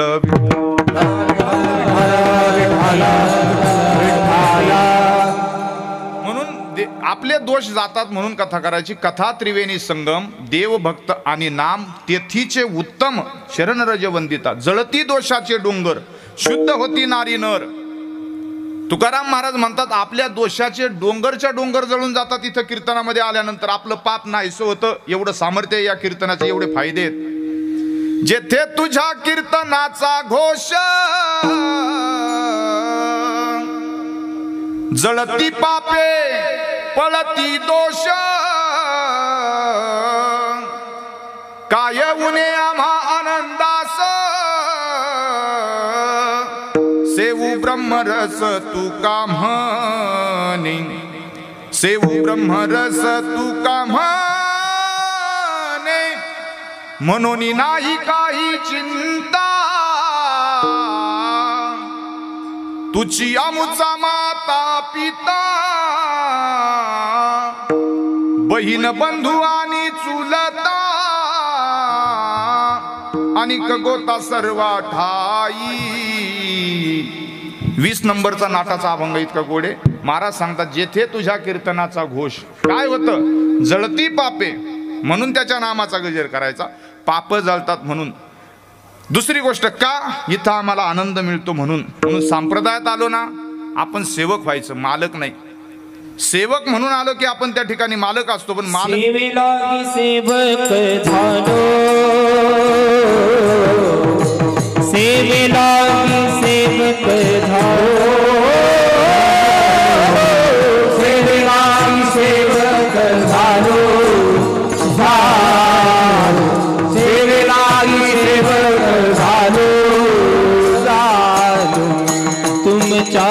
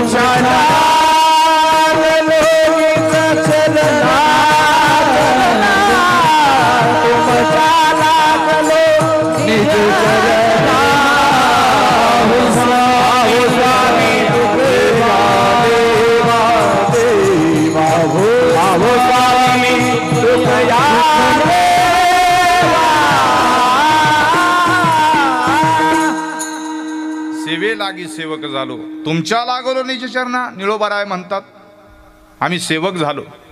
हैबत बाबा ग्वाल्हेरला सरदार होते. महादजी शिंदेचा दरबार ग्वाल्हेरचा आपल्याला माहिती असेल. हैबत बाबांनी ग्वाल्हेरच्या दरबारामध्ये सेवा केली. त्या काळचा सरदार म्हणजे आताच्या खासदाराची जी लेवल, ती लेवल त्या काळच्या सरदाराची होती. आणि हैबत बाबा तिकडनं महाराष्ट्रात यायला निघाले. वाटेमध्ये आदिवासी लोकांनी त्यांना अडवलं. जंगलाचा रस्ता होता पूर्वीचा काळे.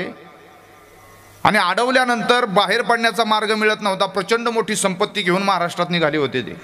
आणि येत असताना आदिवासी लोकांनी त्यांना अडवलं. अडवल्यानंतर त्यांना अटक झाली आणि दुसऱ्या दिवशी हैबत बाबांचा बळी द्यायचं ठरलं.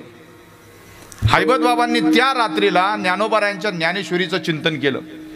योग असा ज्ञानेश्वरीचं चिंतन करता करता दुसऱ्या दिवशीची सकाळी म्हणजे पहाट झाली आणि पहाटे त्या आदिवासी तो राजा आहे त्या राजाला त्या ठिकाणी मुलगा झाला आणि आनंदाची बातमी सगळ्या जंगलामध्ये पसरली आणि राजाने निर्णय घेतला आता ज्यांचा बळी द्यायचा आहे त्या हैबत बाबांना सोडून द्यायचं. हैबत बाबांचं गाव सातारामधलं आरफळ. हैबत बाबा तिथून निघाले. सुटका झाल्यानंतर त्या दिवशी लक्षात आलं माझी सुटका दुसरा तिसरी कुणी केली नाही तर माझी सुटका ज्ञानेश्वरीने केली. मला ज्ञानोबारायांच्या दरबारात जायचंय. आमचे शेखर महाराज जांभूळकर इथं बसलेले आहेत. कांतीलाल आप्पा पायगुडे ही सगळी मंडळी, वारकरी सेवा संघाचे आमचे दारूमामा बालवडकर ही सगळी मंडळी रात्रंदिवस लोकांनी ज्ञानेश्वरीचं लेखी पारायण करावं याच्यासाठी राबतात. फक्त शेखर महाराज आम्ही सगळ्यांनी एकत्र येऊन मामांनी आम्ही असा संकल्प केला की 4-8 लोकांमध्ये आपण ज्ञानेश्वरी लिहू. ते म्हणले महाराज 108, नंतर म्हणले 725.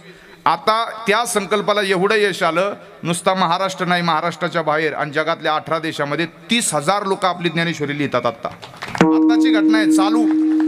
आज आमच्या पारायणाचा जवळजवळ 160-62वा दिवस असेल आजचा. एवढी लोक ज्ञानेश्वरी लिहितात. एका आईचं मनोगत आलं होतं महाराज पूर्वी हातात जर मोबाईल पाहिला तर पोरं खेळत यायची आई मोबाईल तुझ्या हातातला मला द्या असं म्हणायची. आता पोरं हातात ज्ञानेश्वरी मागतात आणि पोरं म्हणतात आई मी सुद्धा ज्ञानेश्वरी लिहू का. हा संस्काराचा केवढी मोठी शिदोरी ही संस्काराची. सहज नकळत सहज होतं.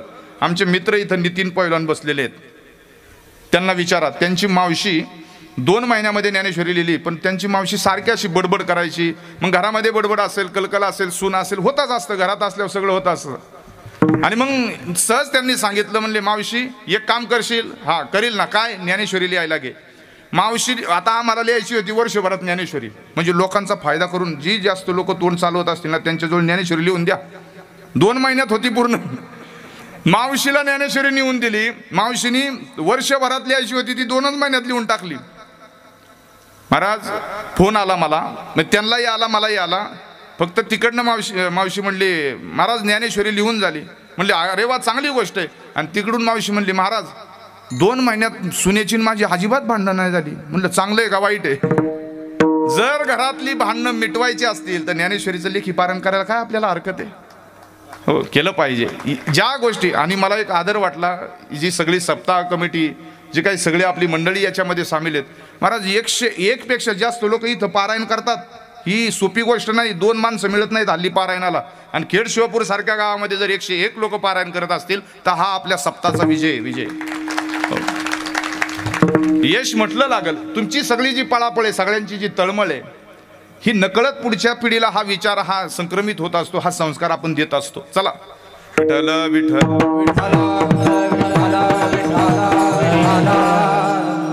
हैबत बाबा सुटले आणि सुटल्यानंतर साताऱ्याला आरफळला गेले नाहीत.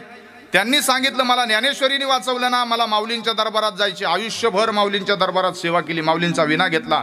माऊलींच्या पादुका गळ्यात अडकवल्या. पंढरपूरची वारी करत राहिले. आज जर माऊलींच्या दर्शनाला गेलो महाद्वारामध्ये जर प्रवेश केला तर त्या पायरीवरती नाव आहे. काय नाव आहे पायरीवरती. हैबत बाबांची पायरी. आपलं टाकल का कोण नाव तिथं. आपलं नावच टाकू शकत नाही कुणी. आपल्याला टाकून देतील. नाव कशाचं घेऊन बसला. हैबत बाबांच्या पायरीचं दर्शन घेतल्याशिवाय माऊलींच्या दर्शनाला जाता येत नाही. हे कशाने घडलं. आज हैबत बाबा देहानं नाहीत. माऊलींची सेवा केली. पंढरपूरची वारी त्यांनी चालू केली. आज हैबत बाबा आपल्यामध्ये नसले तरी पंढरपूरच्या वारीचे आणि सोहळ्याचे मालक आज हैबत बाबाचे. राहिल्या त्या कीर्ती जगा माझी. हे राहिल्या त्या कीर्ती जगा माझी.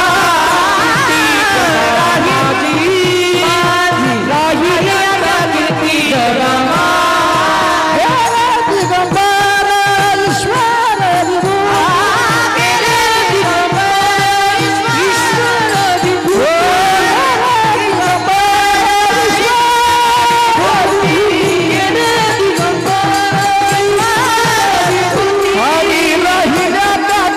जगा माझी माझी राहिल्या त्या कीर्ती जगा माझी. जगा माझी राहिल्या त्या कीर्ती जगा माझी माझी. माणसाच देहानं नाहीत पण कीर्ती कुणाला मारता येते का कुणाची. नाव कुणाचंही संपवता येत नाही. माणूस संपेल पण माणसाची कीर्ती तशी शिल्लक राहते. मला मुद्दा सांगायचा होता की वारकरी संप्रदायामध्ये आपण आलो ना, दास म्हणून यायचं, सेवक म्हणून यायचं. सेवक जो असतो देव त्याला मालक करतो, पण मालक म्हणून आलं की आपण कुठंतरी कशातच राहत नाही. हा, व्यवहारामध्ये एखाद्या हॉटेलचा मालक असा, तुम्ही तुमच्या कंपनीचं मालक असू द्या, एखाद्या पदावरती काम करत असेल तर, आता जर खाली पोस्टला असेल तर वरची पोस्ट येऊ द्या. व्यवहारामध्ये माणसाने जरूर मालक असावं, पण परमार्थामध्ये सेवक असावं, कारण परमार्थातला सेवक मालक असतो. झालं. आणि म्हणून तुकोबाराय सांगतात, आम्हाला जर काय म्हणायचं असेल तर आम्ही देवाचे दास आहोत. वारकरी संप्रदायामध्ये पद्धत आहे, आपल्याला आपण 12 ठिकाणी गंध लावतो.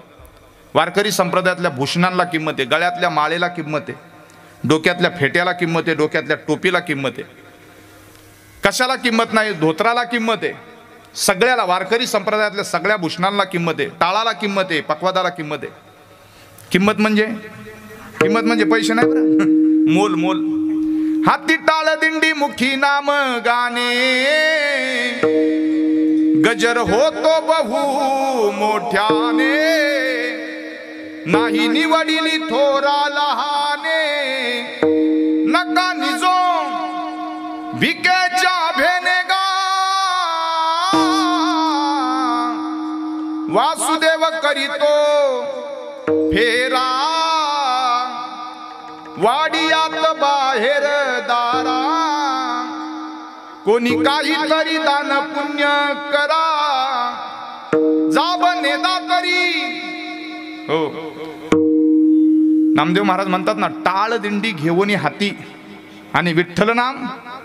आपण किती दैवाचे आहेत? आम्ही दैवाचे दैवाचे, दैवाचे दैवाचे, आम्ही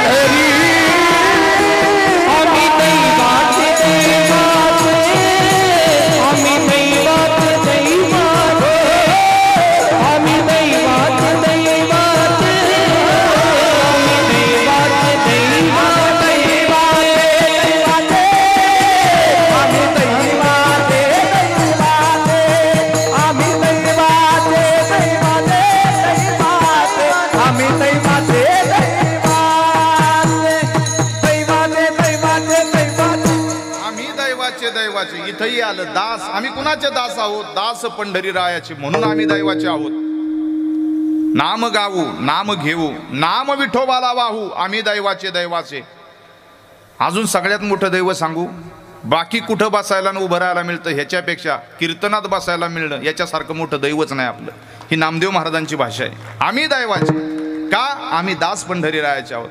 वारकरी संप्रदायामध्ये पद्धत आहे, 12 ठिकाणी गंध लावला जातो. 12 ठिकाणी कुठं? पहिला गंध लावतो पूजेचा आपल्या शेंडीजवळ. ऋषिकेश नावाचे देव असतात म्हणून शेंडीला पहिला गंध. दुसरा गंध कुठं? आपल्या कपाळाला, तिथं केशव नावाचे देव आहेत. तिसरा गंध लागतो आपल्या कंठाला, इथं पुरुषोत्तम नावाचे देव आहेत. पुरुषोत्तम पाटील नव्हे, देवाचं सांगतो मी, कारण पुरुषोत्तम म्हणल्यावर हल्ली आठवण कोणाची होती? हा, पुरुषोत्तम. हा, ते पण पाटीलच आहेत ना. पंढरपूर पाटणी गा महाराजा सार्वभौम. कंठाजवळ 3 नंबरला गंध लागतो, पुरुषोत्तम नावाचे देव आहेत. छातीला गंध लागतो, छातीजवळ वैकुंठ नावाचे देव आहेत. विष्णू सहस्र नावामध्ये देवाचं वैकुंठ एक नाव आहे म्हणून वैकुंठ. नाभी कमळाजवळ गंध लागतो, तिथं नारायण आहेत. हा हा, बरं बिंबिलं तर बिंबिलं, मला तरी काय करायचं? विठ्ठल विठ्ठल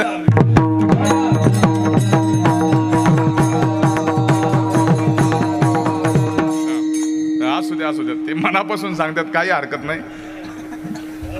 उलट या वयामध्ये सांगताही आलं पाहिजे. आम्हाला उलट लोक म्हणतात महाराज या वयात इकडं वय. हा म्हणले या वयात असं पाटील महाराज म्हणतात. हा आता पुढचं सांगू का सांगताय?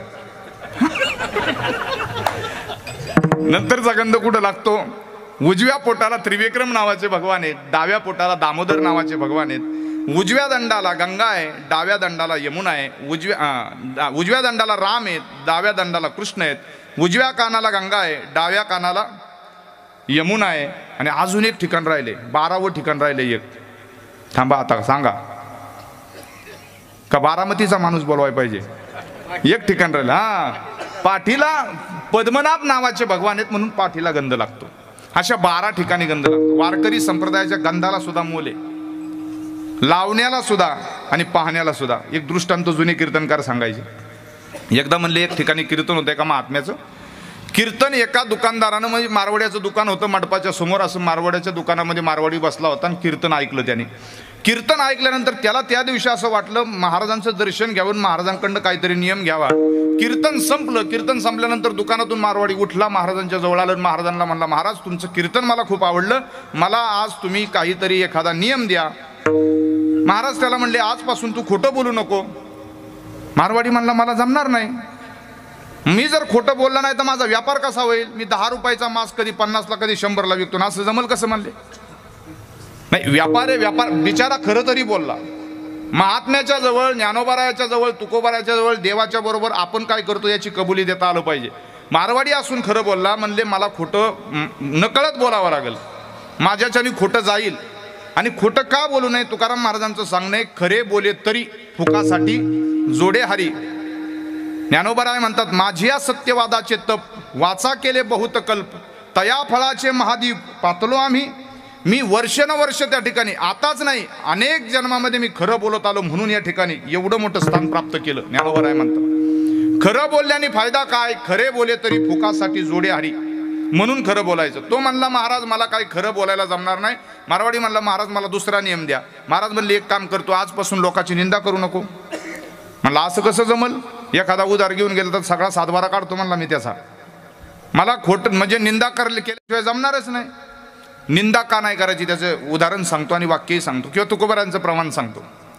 आपण जर एखाद्याच्या पाठीमागं बोलायला लागलो तर किती दोष असतात. कीर्तनातून बाकीचं काही नाही घेतलं तरी झालं, पण हा तुकाराम महाराजांचा अभंग अत्यंत अंगावरती काटा उभा करणार आहे. पूर्वजासी नरका जाणे ते ऐका. आपल्याला आणि आपल्या पूर्वजाला जर नरकाला जायचं असेल तर मनी धरोनी आवडी करावी निंदा अथवा चाडी.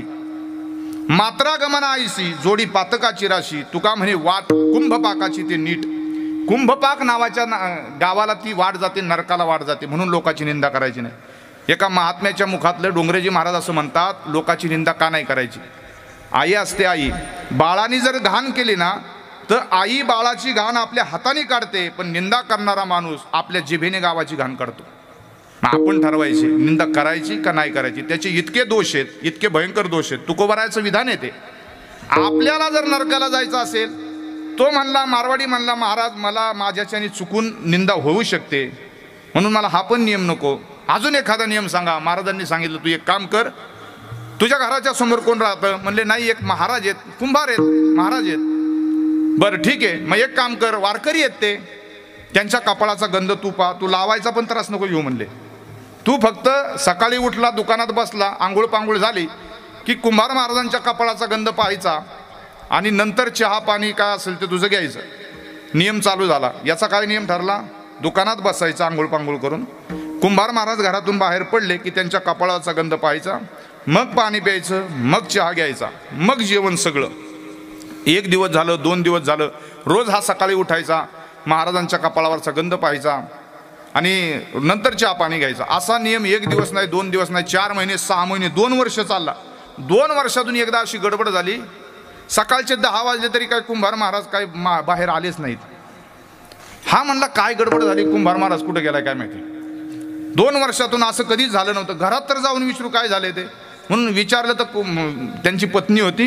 म्हणले काय आज महाराज कुठे गेलेत तुमचे? ती माऊली म्हणली आमचे महाराज आज माती आणायला गेलेत. हा म्हणला कुठे गेलेत? आता तो काय कीर्तनकार होता सांगून जायला कुठे गेलेत ते, कुठे गेलेत म्हणला. ती म्हणली मला काय माहिती नाही पण कुठंतरी गेलेत, माती आणायला सकाळी 6 वाजताच गेलेत. बरं ठीक आहे. याने असा विचार केला कुंभार महाराज कुठं जाऊन जाणार आहे, गावच्या कुठल्या तरी डोंगरामध्ये माती आणायला गेला असेल सकाळी पहाटे उठून. हे सकाळी 8 वाजता बाहेर पडलं, 9 वाजले, 10 वाजले, म्हणजे 10 वाजता बाहेर पडलं, 11, 12, 1 वाजले. गावातले सगळे डोंगर इकडचे तिकडचे पाहिले पण त्याला कुंभार दादाचं दर्शन झालं नाही, कुंभार महाराजांचं दर्शन झालं नाही. आणि मग 2 वाजले, 2 वाजता म्हणला अरे एवढा व्याकुळ झालो, सकाळपासून पाणी नाही, चहा नाही, नाश्ता नाही, काहीच नाही, आता काय करायचं. नसता नियम केला तर बरं झाला असता. माणसांनी एकादशी धरली की दुपारची असंच म्हणतात, उगच रे धरली बाबा, निघाली नाही की उगच धरली. तसं झालं त्याचं. तो म्हणला सगळे डोंगर पाहिले, महाराज काय दिसायला तयार नाही. पण जाता जाता म्हणला एक डोंगर राहिलाय, तिथं जावं आपलं घरी निघून जावं मग खावं म्हणलं आपलं. योगायोग असा ते जिथं गेलं तिथं नेमके ते कुंभार महाराज असं उकरत होते, मोठा खड्डा केला होता आणि त्या खड्ड्यामध्ये उकरता टिकावाला काहीतरी वाजलं म्हणून कुंभार महाराजांनी असं हाताने माती सारली. तेवढ्यात हा मारवाडी तिथं आला होता, खड्ड्याच्या वरती उभा होता. कुंभार महाराजांनी माती काढली आणि सोन्याचा हंडा लागला, त्याच्यात सोन्याच्या मोहरा होत्या. एवढा आनंद झाला, एवढं सोनं काय कमी आहे? कसं आहे, 50,000 रुपये तोळा आहे ना.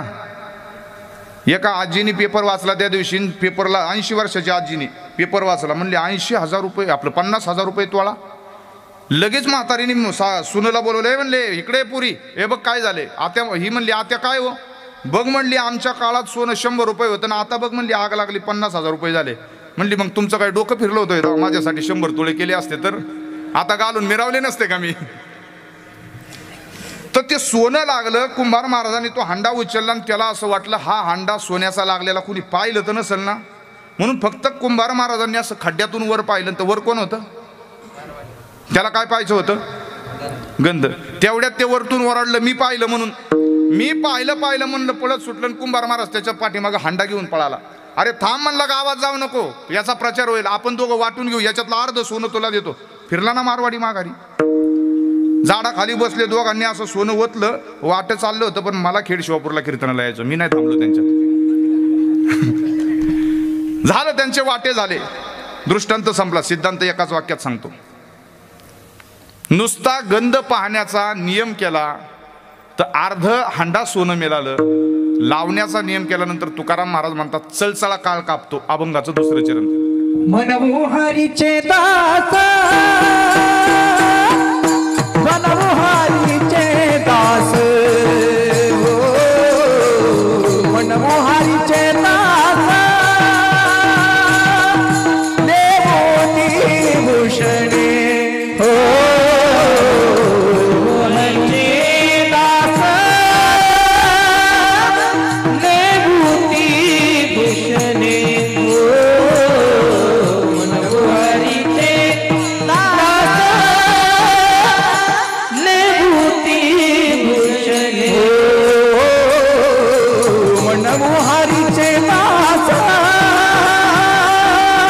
देवोती भूषणे,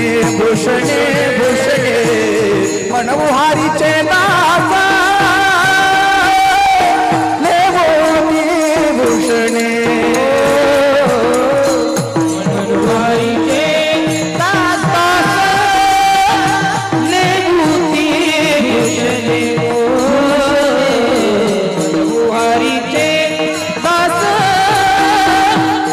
देवोती भूषणे.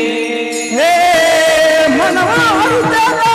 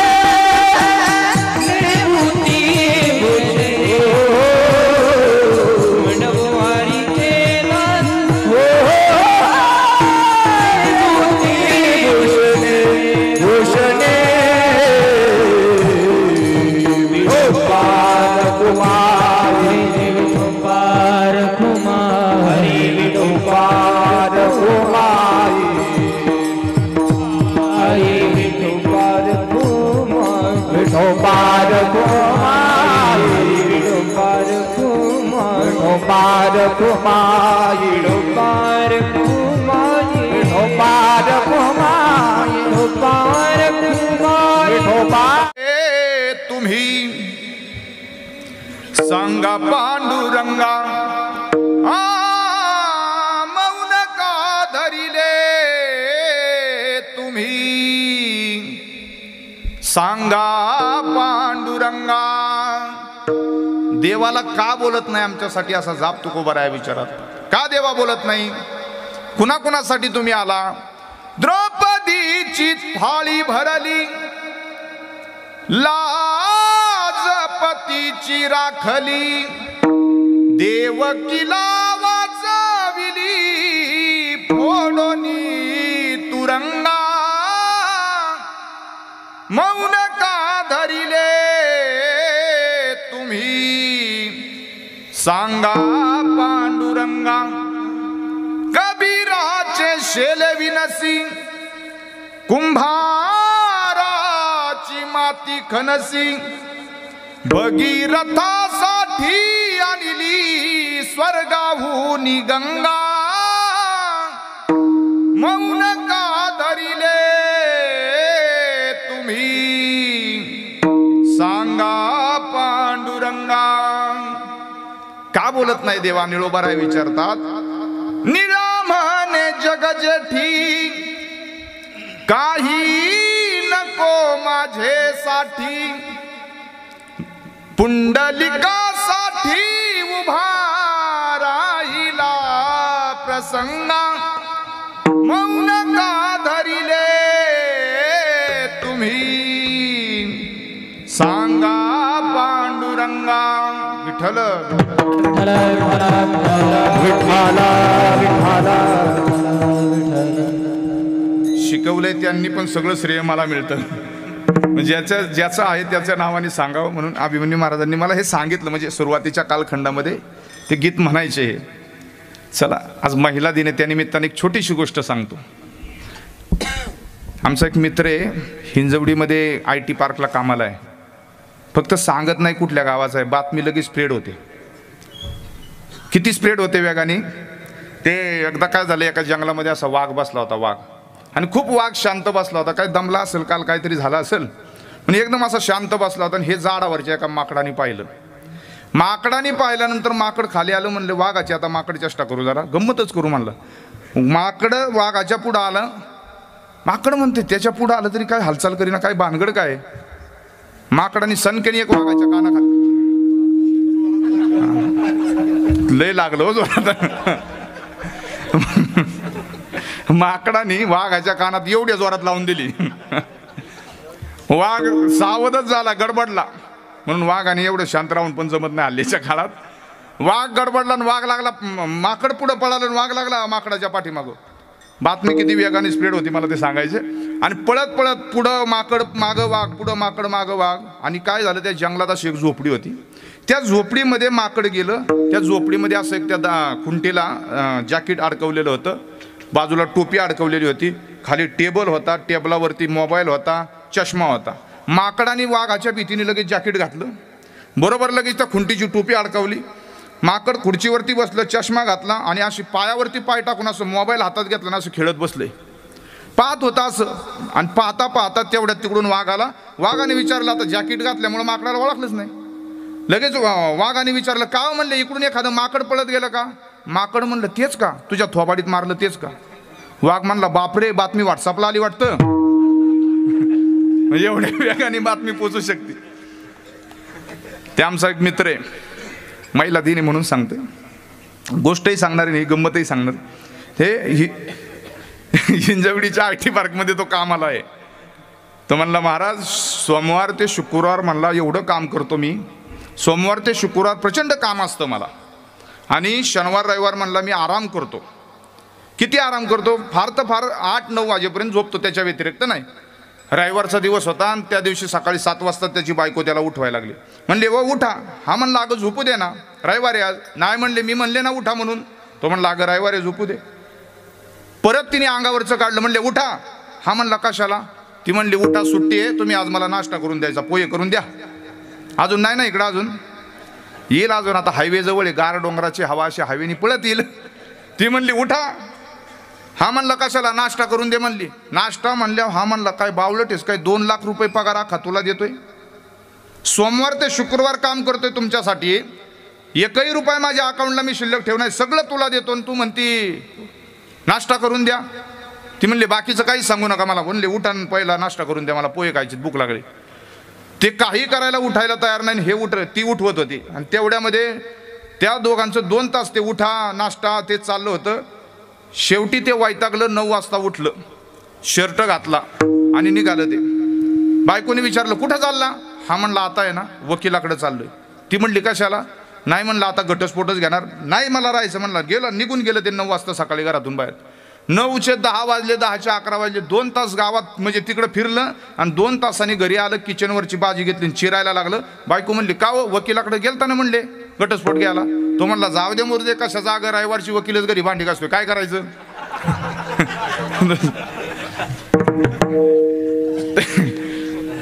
ते असं आहे ते संसाराचं. संसाराली या एक सुख आहे, आठवावे पाय विठोबा तुझे, आठवावे पाय विठोबा, आठवावे पाय विठोबा. सारी आलिया एक सुख आहे, आठवावे पाय विठोबा,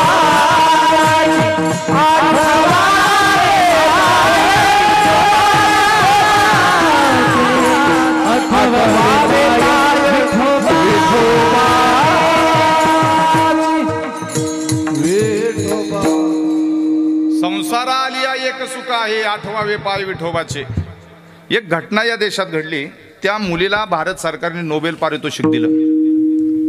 महिला दिनाच्या निमित्ताने एका मुलीच्या जीवनातली गोष्ट सांगतो.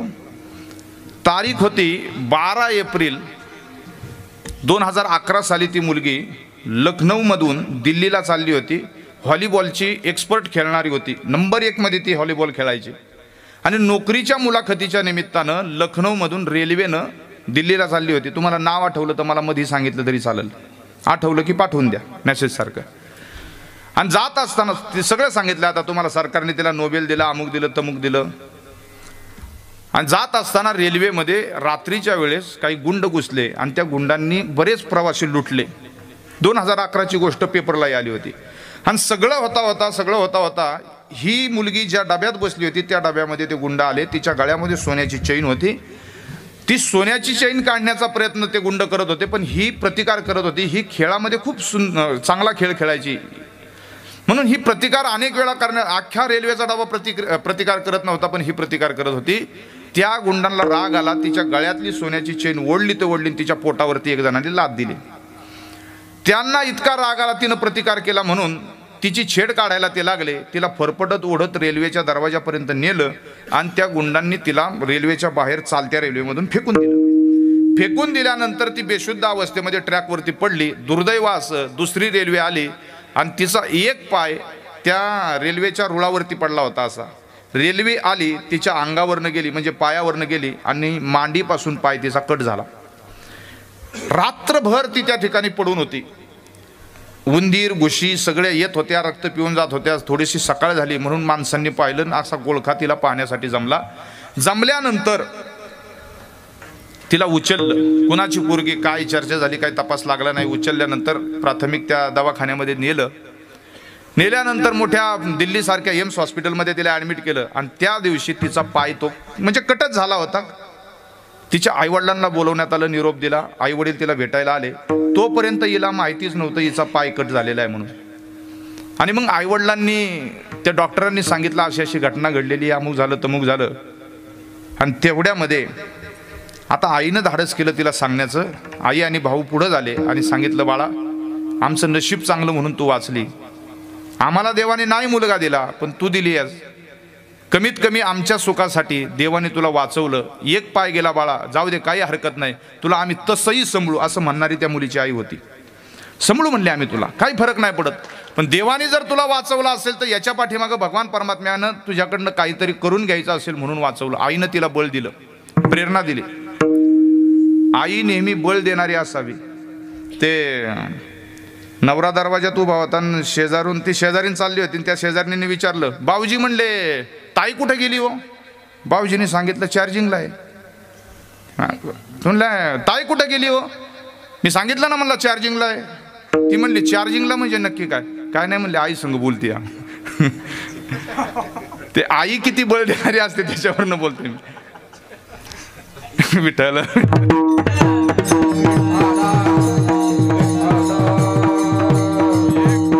एक आई अशी, त्या आईनं देवाला प्रार्थना केली, बाळा गेला ना तुझा पायी एक, जाऊ दे काय हरकत नाही, आम्ही तुला तसं सांभाळतो. एकुलती एक आमची लेक आहे. म्हणून ज्याच्या आयुष्यामध्ये मुली असतील ना, खरंच त्यांचं स्वागत केलं पाहिजे. आम्हाला देवाने 100 भाग्य दिलेली आहेत. त्या 100 पैकी एक भाग्य आपलं चांगलं असेल ना तर देव आपल्या पोटाला पोरगा देतो. पण ज्या वेळेस माणसाची 100 पैकी 100 भाग्य चांगले असतात त्याच वेळेस घरामध्ये पोरगी जन्माला येत असते. हे तितकंच खरं आहे. आमच्या शेखर महाराजांना 2 मुली आहेत, अभिमन्यू महाराजांना 2-3 मुली आहेत, पण स्वीकार आहे महाराज. हा तुम्हाला पण आमचे देशमुख महाराज खूप लांबून आलेत आज मृदंगासाठी. म्हणजे सांगायचं तात्पर्य सांभाळ केला जातो, सांभाळलं पाहिजे. पाय तुटलेली मुलगी आता काय करायचं? ते बिपिन पाल म्हणून त्यांना भेटण्यासाठी बिहार राज्यामध्ये ती मुलगी गेली आणि तिनं आता ठरवलं, आईनं तिला बळ दिलं, भावाने बळ दिलं, घराने बळ दिलं आणि तिचा खेळ थांबला होता व्हॉलीबॉलचा. पण याच्यातून दुसरं काहीतरी करायचं म्हणून तिनं स्वप्न मोठं ठेवलं, एव्हरेस्ट नावाचं शिखर चढायचं. रात्रंदिवस ती प्रयत्न करायला लागली. तिला तो कृत्रिम पाय बसवण्यात आला. कधी कधी पाय असा निखळून पडायचा. ती प्रॅक्टिस करताना जखमा व्हायच्या, रक्त व्हायचं, पू व्हायचं. पण पाय नसलेली पोरगी रात्रंदिवस पळत होती, प्रॅक्टिस करत होती, सराव करत होती. सगळ्यांनी तिला विरोध दर्शवला, फक्त तिची आई, तिचं घर, तिचा भाऊ पाठीमागं होता तिच्या. आणि एक दिवस असा आला की ती एव्हरेस्ट शिखर चढायला सुरुवात केली. शर्प नावाचा कुणीतरी सहकारी तिच्या बरोबर होता. त्यांनी सांगितलं, मी पांगळ्या पोरी संघ वरती तुझ्या बरोबर येणार नाही. ते एव्हरेस्ट चढायची सोपी गोष्ट आहे का? ती हात जोडून सांगत होती, काही कर पण एवढा तू माझ्या बरोबर चल. कुणीतरी सिलेंडर वगैरे घ्यायला, ते श्वास पुरवायला माणूस बरोबर लागतो ना, कुणीच यायला तयार नव्हतं. कसा तरी त्याला तयार केला. तो तिच्या बरोबर वरती गेला. जात असताना कितीतरी मेलेली माणसं एव्हरेस्ट शिखरापर्यंत तिने पाहिली, कितीतरी प्रेताच्या राशी पाहिल्या. पाय घासून मेलेला एक जर्मन माणूस तो एव्हरेस्ट शिखर चढताना तिनं पाहिला. मनामध्ये असं धस्स व्हायचं. चढता चढता कितीतरी वेळा तिचा पाय निखळला होता, पण तिनं मात्र त्या ठिकाणी तिचं ध्येय सोडलं नाही. महाराज 12 एप्रिल तारीख होती 2011ची. ती जमिनीवरती होती. आणि ज्या दिवशी एव्हरेस्ट चढली त्या दिवशी तारीख होती 21 मे 2013. 2 वर्षामध्ये ती 23 वर्षाची पोरगी पाय नसताना आपल्या भारत देशाचा तिरंगा तिने एव्हरेस्टवर लावला होता. महाराज मी असं म्हणेल, पाय नसणारी पोरगी जर भारत देशाचा तिरंगा एव्हरेस्टवरती लावत असेल तर पाय असणाऱ्या माणसानं पंढरीला का जाऊ नये? विठ्ठल विठ्ठल पंढरीसी जारी आल्यानो संसारा, पंढरीसी दारी आल्यानो, हरी पंढरीची दारी आल्यानो, पंढरीसी दारी आल्यानो, दीनाचा सोयरा पांडुरंग, दीनाचा सोयरा दीनाचा सोयरा पांडुरंग. आणि म्हणून एवढं विशेष आहे त्या मुलीच्या जीवनातलं. काय नाव तिचं आठवलं का नाही आतापर्यंत? तिचं नाव आहे अरुणिमा सिन्हा. देशानं तिला नोबेल पारितोषिक देऊन त्या ठिकाणी गौरवलं. हा आपल्या देशाचा इतिहास आहे. हा देश तुमचा माझा, या साऱ्या भारतीयांचा. अभिमन्यू महाराज आम्हाला एक म्हणून दाखवणार आहेत. तुम्ही तोपर्यंत तयारी करा, मी हे म्हणतोच तोपर्यंत. ज्या डाल डाल पे. आपल्या देशामध्ये सोनं तोळ्याने मोजलं जात नव्हतं. आपल्या देशामध्ये सोनं असं आधुलीने मोजलं जात होतं. मनात असू द्या सदैव आपुल्या वेद लावण्याचा, आ आ ही भूमी या संतांची, शूरांची अनवीरांची. मग काय उनी आम्हाला परवा नशे हो कशाची. जय हिंद गरजा बोला, हा बोल स्वातंत्र्याचा.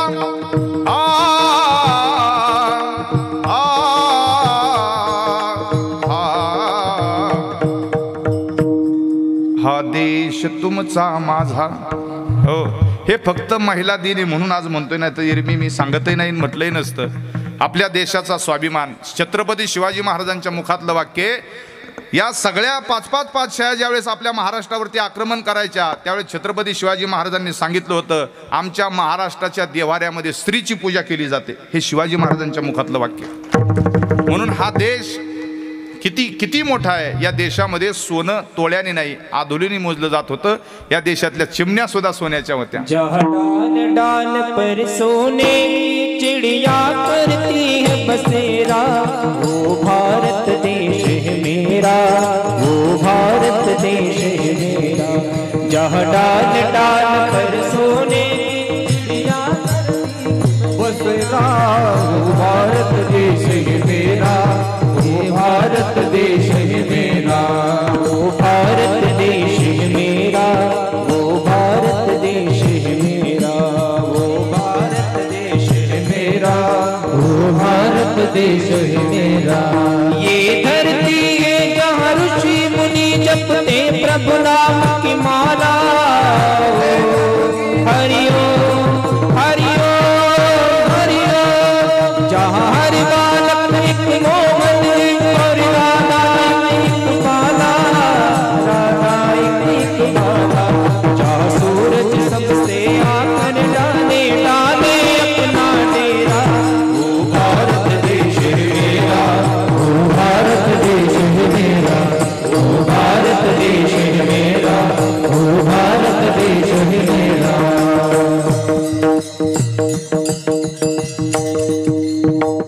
भारत माता की जय. या खेड शिवापूरच्या मातीचं एक वेगळं सामर्थ्य आहे. छत्रपती शिवाजी महाराजांचं लहानपण या मातीत गेलं. छत्रपती शिवाजी महाराजांनी पहिली बाग या महाराष्ट्रामधली जर कुठं उभारली असेल तर ती आपली हायवेची बाग. आता बाग दिसत नाही पण नाव मात्र बाग होतं. छत्रपती शिवाजी महाराजांच्या काळातली पहिली बाग. तानाजी मालुसरे आणि विठोजी महाले यांची कुस्ती जावळीच्या खोऱ्यामध्ये ज्यावेळेस झाली त्यावेळेस छत्रपती शिवाजी महाराजांनी तानाजी मालुसरेंच्या गळ्यामध्ये आपल्या गळ्यातली कवड्याची माळ आणि हातातलं सोन्याचं कडं दिलं होतं आणि सांगितलं होतं तुम्ही उद्या आमच्या खेड शिवापूरच्या वाड्यावरती या. हे महाराजांचे उद्गार आहेत. म्हणजे या खेड शिवापूरमधून केवढी मोठी पेरणी झाली. या मातीची ताकद वेगळी आहे. ते आता बाजीप्रभू देशपांडेंचा आलेला पिक्चर काय त्याचं नाव पावनखिंड प्रसिद्ध झाला. बाजीप्रभू देशपांडेंच्या आईचं वाक्य खूप आवडण्यासारखं आहे. त्याच्यातलं महिला दिन म्हणून एक विशेष या देशाची महिला काय म्हणू शकते. दरीखोरीचे मावळे होते शूरतेचे चेले. या 12 मावळला छत्रपती शिवाजी महाराज फिरायचे ते केंद्रस्थान खेड शिवापूर होतं. 12 मावळला म्हणजे वयाची 12 ते 15 वर्ष छत्रपती शिवाजी महाराजांनी फिरत असताना राहण्याचं ठिकाण निवडलं पुण्यामध्ये लाल महल आणि खेड शिवापूरचा वाडा. दरीखोरीचे मावळे होते शूरतेचे चेले, हात तुटताच रणांगणी ढाल बनायचे शिले, ढाल बनायचे शिले. खूप सुंदर गीत आहे. आज फक्त ट्रेलर त्याचा, पिक्चर पुढे बाकी आहे. घटना सांगायची. बाजीप्रभू देशपांडे यांच्या आईचं विधान आहे. बाजीप्रभू आणि त्यांचे बंधू दोघंही गेले. शिवाजी महाराज बाजीप्रभू देशपांडेंच्या आईला भेटायला आले. त्यावेळेस बाजीप्रभू देशपांडेंची आई शिवाजी महाराजांना म्हणतात महाराज मी दुर्भागी आहे, मी दुर्दैवी आहे. देवाने मला फक्त 2च मुलं दिली, अशी 4 दिली असती तर तुमच्यासाठीच पाठवली असती. एका स्त्रीचं वाक्य आहे. मी दुर्भागी काय 2 मुलं दिली फक्त मला, 4 दिली असते ते स्वराज्यासाठीच कामी आली असते अशी म्हणणारी या देशातली माऊली आहे. चला जाता जाता कुणाच्या संगतीत बसायचं कुणाच्या संगतीत उठायचं एवढा 1-2 मिनिटाचा आता बराच वेळ सहन केलंय. 11 नंतर ओव्हर टाइम चालू झालाय सगळ्यांचाच. चालतंय नका थांबवायचं. 2 मिनिटाची गोष्ट सांगतो एक थांबू आपण. एकदा एक फ्रान्स चित्रकार होता. कुणाच्या संगतीत का बसायचे याच्यासाठी एवढी गोष्ट सांगतो. तो फ्रान्स चित्रकाराने असा विचार केला. गुरुवर्य चंद्रशेखर महाराज दिगलूरकर यांच्या मुखातली कथा आहे. मला वाटतं आपल्या भागवतात टाकली. शेखर महाराज आपल्या भागवतातच आलेली ही कथा आहे. फ्रान्स चित्रकार होता. त्यांनी ठरवलं की मला एक चित्र काढायचंय सज्जनाचं. म्हणून सज्जनाचं चित्र काढण्याकरता तो फ्रान्स चित्रकार जगात फिरला. जगामधून तो महाराष्ट्रात आला. कीर्तनातली माणसं पाहिली, टाळकरी पाहिले, मला पण पाहिलं पण नाही आवडलं त्याला. सगळे पाहिले त्याने. एकदा मग त्यानं काय केलं, कुणीच आवडलं नाही ना. रस्त्याने जाता जाता 20 वर्षाचा इतका सुंदर देखणा असा तरुण त्याला दिसला की पाहिल्याबरोबर त्याचं दर्शन घ्यावं इतका सुंदर होता तो तरुण. त्या फ्रान्स चित्रकाराने त्याला थांबवलं आणि विचारलं बाळा तू खूप सुंदर दिसतोय, देखणा दिसतोय, सज्जन दिसतोयस, तुझं चित्र मला काढायचे, चित्र काढून देतो. ठीक आहे म्हणला, काढा. तो चित्रकार इतका पट्टीचा आणि एक्सपर्ट होता, काही क्षणामध्ये त्याचं हुबेहूब चित्र काढलं. आणि ते चित्र जर पाहिलं ना, देव म्हणून, महात्मा म्हणून लोक डोकं ठेवतील इतकं सुंदर चित्र झालं, इतकं सुंदर चित्र झालं. महाराज ते चित्र बाजारामध्ये 20 वर्ष चाललं आणि 20 वर्षात कोट्यावधी रुपये त्यांनी कमवले. एवढा श्रीमंत झाला तो एका चित्रावरती. मला असं म्हणायचे, एका तरुण मुलाचं चित्र काढलं आणि लोक त्याच्याकडे देव म्हणून त्या चित्राकडे पाहत होती, पाया पडत होती. बाजारात 20 वर्ष चाललं, ते नवल वाटलं त्या कालच्या लोकांना. मला तर असं म्हणायचे, एखादं चित्र 20 वर्ष चालतं हे काहीच नवल नाही. आमचे ज्ञानोबा 800 वर्ष तसेच्या तसे आपल्यामध्ये हे नवल आहे. 400 वर्ष झालं तुकोबा आहे आपल्यामध्ये तसेच्या तसे. छत्रपती शिवाजी महाराज तसेच्या तसे. कुठे गेली ही माणसं? कुठेच गेली नाहीत, रोज आपल्यामध्ये. महाराष्ट्राचं पान हलत नाही त्यांच्याशिवाय. 20 वर्ष ते चित्र चाललं. 20 वर्षानंतर त्या चित्रकाराच्या मनात आलं, आता जाऊ दे म्हणले. सज्जनाचं चित्र काढलं म्हणून चाललं नाही तर माझी कारागिरी चांगली म्हणून चालला असेल. कोट्यावधी रुपये कमवलेत, आता आपण दुर्जनाचं चित्र काढू. दारूचे अड्डे, जुगाराचे अड्डे, भयंकर घाणेरड्या ठिकाणी फिरला दुर्जन शोधत, माणसाला शोधत चित्र काढायला. पण किती भयंकर ठिकाणी गेला तरी त्याला दुर्जन सापडला नाही. शेवटी जेल फिरला. एका जेलमध्ये आल्यानंतर बाहेर पडत असताना एका बराकमध्ये त्यांनी एक कैदी पाहिला. पाहिल्याबरोबर मस्तकाची अशी शिर उठल, राग येईल असा चेहरा पाहिला. आणि हा चित्रकार त्या कैद्याच्या जवळ गेला आणि त्या कैद्याला म्हणतो, अरे तू दुर्जन दिसतो, तुझं चित्र मला काढायचे. बरं हाणला नाही तेव्हा, त्याचं चित्र काढायचं. त्याला म्हणतो दुर्जन दिसतो, चित्र काढायचे. काढू का? तो म्हणला असंही नाव खराब झालेलं नाही तरी जेलमध्ये काढ म्हणला, काढायचे. ते चित्र काही मिनिटामध्ये हुबेहूब चित्र काढलं. त्या चित्राकडे पाहिल्यावर राग येईल असं चित्र काढलं. दुर्जनाचं चित्र तयार झालं.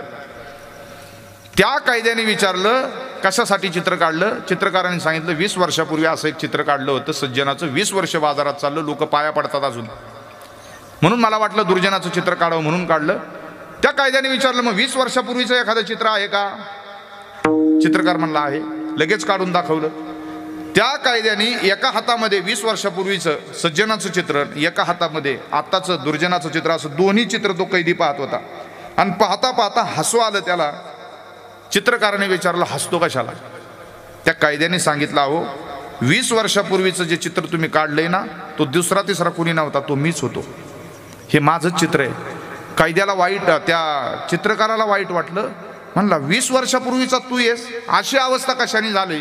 त्या कैद्याच्या मुखातून एकच वाक्य आलं, माझ्या आयुष्यामध्ये माझा संग चुकला. मी नको त्याच्या संगतीत बसलो, नको त्याच्या बरोबर हिंडलो. कुसंगाने केली तैसी परी, कुसंगाने केली तैसी परी, कुसंगाने केली तैसी परी, कुसंगाने केली तैसी परी.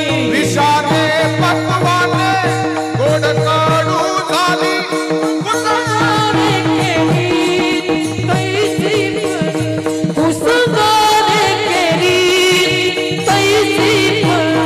विषाने पक्वाने गोड कडू झाली, कुसंगाने केली तैसी परी, कुसंगाने केली तैसी परी. एकनाथ संजय राजू मंगला, कुसंगे नाडीला साधू कैसा, कुसंगे नाडीला साधू कैसा.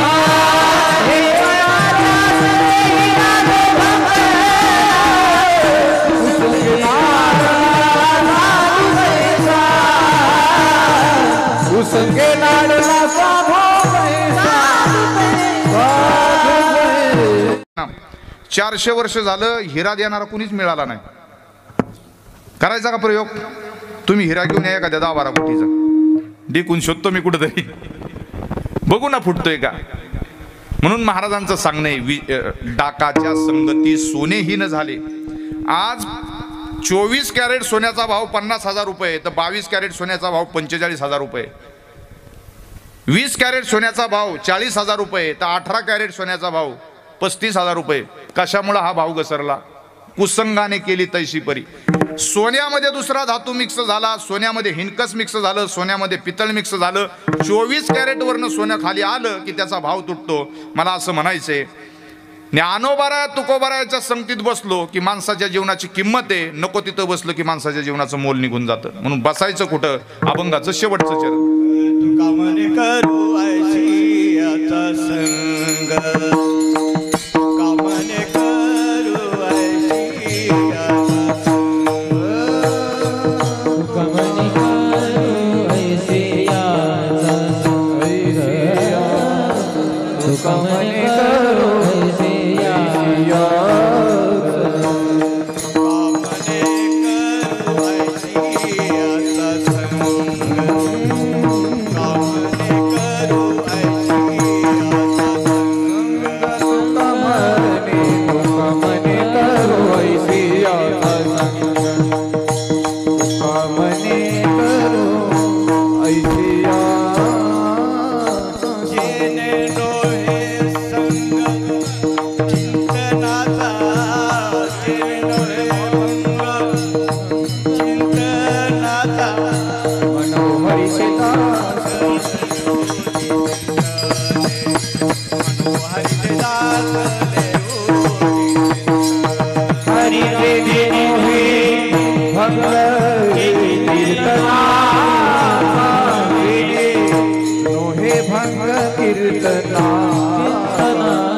हरिचे दास देव देव शैली, मनहु हरिचे दास देव देव शैली.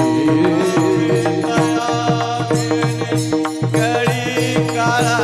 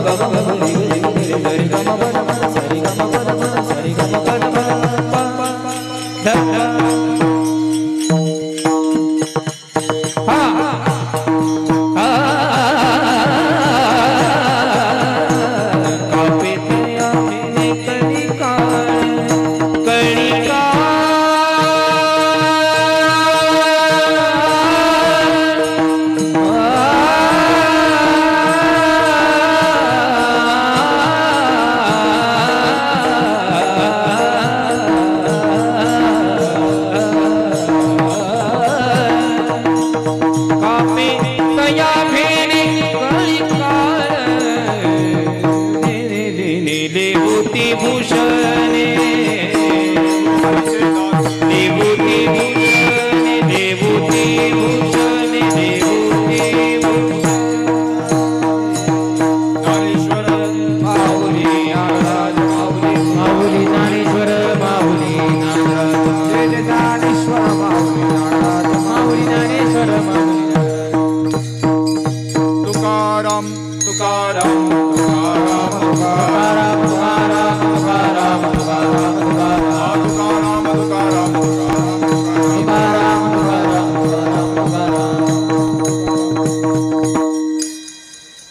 सर्व उपस्थित ग्रामस्थ मंडळी, माता भगिनी, सर्व खेडशिवापूर गावातली आणि आसपासच्या गावातून आलेल्या सर्व वारकरी मंडळींना, पाहुणे मंडळींना सर्वांना धन्यवाद.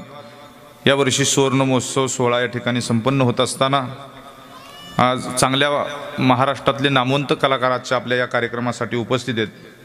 समग्र पारायण समिती, त्याच्यामध्ये हरिभक्तीपरायण शंकर महाराज कोंडे, आदरणीय आमचे दाजी शंकर महाराज कोंडे असतील, तदनंतर हरिभक्तीपरायण विलास महाराज कोंडे, हरिभक्तपरायण उमेश तात्या कोंडे, हरिभक्तीपरायण सोमनाथ संपतराव कोंडे, आपल्या गावचं वैभव आणि आपल्या गावचे सुपुत्र, महाराष्ट्रातले अत्यंत युवा कीर्तनकार म्हणून ज्यांना आत्ता चांगल्या पद्धतीची प्रसिद्धी आणि आपल्या गावचं नाव संपूर्ण महाराष्ट्राच्या बाहेर ज्यांनी नेलं, असे आदरणीय आमचे हरिभक्तीपरायण मयूर महाराज कोंडे, आदरणीय शत्रुघ्न महाराज कोंडे, हरिभक्तीपरायण पंडित धोंडीबा कोंडे. तदनंतर मला हे ज्यांनी निमंत्रण दिलं, फोनच्या माध्यमातून आठवण आणि स्मरण करून दिलं, खेडशिवापूर गावचे सरपंच अमोल रामदास कोंडे, तदनंतर उपसरपंच राजेंद्र माणिक कोंडे, आदरणीय नानासाहेब कोंडे असतील, आणि आपल्या गावचे सुपुत्र, राजकारणातलं एक मोठं व्यक्तिमत्व, पुणे परिसरामध्ये, पुणे जिल्ह्यामध्ये अत्यंत चांगल्या पद्धतीनं ज्यांचा राजकीय क्षेत्रामध्ये मोठा नावलौकिक आहे, असे आदरणीय रमेश बाप्पू कोंडे असतील. बापूंनी सुद्धा या ठिकाणी या आपल्या गावच्या कार्यक्रमाच्या संबंधानं स्मरण करून दिलं. गोरेकर दिंडीची आमची सगळीच मंडळी या ठिकाणी उपस्थित आहेत. त्याच्यामध्ये कुटे महाराज, आदरणीय काका महाराज खिरीड या ठिकाणी आजच्या कार्यक्रमासाठी उपस्थित आहेत. आमचे HDFC बँकेचे मॅनेजर नितीनजी पहिलवान, अनंता महाराज गोळे, ही सगळी मंडळी, आमच्या समेत आलेले युवा कीर्तनकार हिंजवडी गावचे सुपुत्र शेखरजी महाराज जांभूळकर, आमच्या गावचे पिंटू उर्फ रामचंद्र महाराज पायगुडे, तदनंतर कांतीलाल अप्पा पायगुडे, नंतर हरिभक्तीपरायण परभिवनीवरनं महाराज आपल्याकडं देशमुख महाराज आलेले आहेत, या गावचे पाहुणे आहेत ते. नंतर गायनासाठी मला ज्यांनी सुंदर अशी साथ केली, माझे गुरुबंधू आणि मित्र आदरणीय प्रमोद महाराज गोगावले, तदनंतर महाराष्ट्रानं ज्यांना भजन सम्राट असा पुरस्कार दिला, असे आदरणीय अभिमन्यू आबा पांचाळाच्या या गायनासाठी उपस्थित आहेत. नंतर हरिभक्तीपरायण वारकरी सेवा संघाचं पुणे जिल्ह्याचं चांगलं पद ज्यांना प्राप्त झाले वारकरी संप्रदायाची सेवा करण्याकरता, असे आदरणीय आमचे हरिभक्तीपरायण धारूमामा बालवडकर. सगळ्या मंडळींचा नामोल्लेख शक्य नाही, माझ्याकडनं ज्यांचा नामोल्लेख राहिला असेल त्यांनी नंतर तो करावा. त्याचं कारण आहे, लोकांनी मुळशी पॅटर्न पाहिल्यापासून धमकीचे फोन देतात. आम्ही पण कीर्तनाला त्याच्या शेजारी बसलो होतो आणि आज आपल्याला आवाजावं केलं तर उद्या म्हणतात, अरे तुला कळत नाही का मी त्याच्या शेजारी बसलो होतो. म्हणजे असाही काही गैरसमज व्हायला नको. सगळ्यांना त्या ठिकाणी वंदन करून, किंबहुना तुमचे केले हे धर्म कीर्तन सिद्धी नेले, हेथ माझेची उरले पाईक, पण सगळीच मंडळी आदराची आहेत. गोड वाजवलं. आता गायलं किती जणांनी? जवळजवळ 4-5-6 जणांनी गायलं, पण वाजवलं मात्र एकट्यांनी. पाहुणे आहेत ते, त्यांना असं माझ्या मनात आलं की आता जाताना त्यांचा हातच दाबून जावा, मी दाबून द्यावेत, त्यांचे हात दुखत असतील. आणि गायणाऱ्या मंडळींनी तर इतकं गोड गायलं ना की असं वाटतं आता जाताना त्यांचे गळे आहेत ना, गळे केवढी शंका आहे. मी काही म्हणलो नाही, अजून काय म्हणलो का? त्या गळ्याला आशीर्वाद द्यावा हो, असं म्हणलं. किती गोड गायलं महाराजांनी, किती गोड गळ्याचे गायक आहेत अभिमन्यू महाराजांनी. यांनी खूप सुंदर सगळ्यांनीच गायलं. आणि सगळ्यांना गाण्यासाठी आणि वाजवण्यासाठी, कीर्तनकाराला बोलण्यासाठी ज्यांनी प्रेरणा दिली, असे सिस्टमवाले अत्यंत चांगले, खूप गोड त्या ठिकाणी लावलं त्यांनी. लावायचं जमलं की सगळं जमतं नाही का? फक्त ते लावणं योग्य ठिकाणचं असावं, कीर्तनातलं परमार्थातलं असावं, संसारातलं नव्हे, नाही तर अडचणी निर्माण होतात. सहज ब्रह्मरसाचे पारणे केले अर्जुना लागी नारायणे, तिये अवसरी पाहुणे पातलो आम्ही जय विठ्ठल जय जय जय विठ्ठल जय विठ्ठल जय जय विठ्ठल.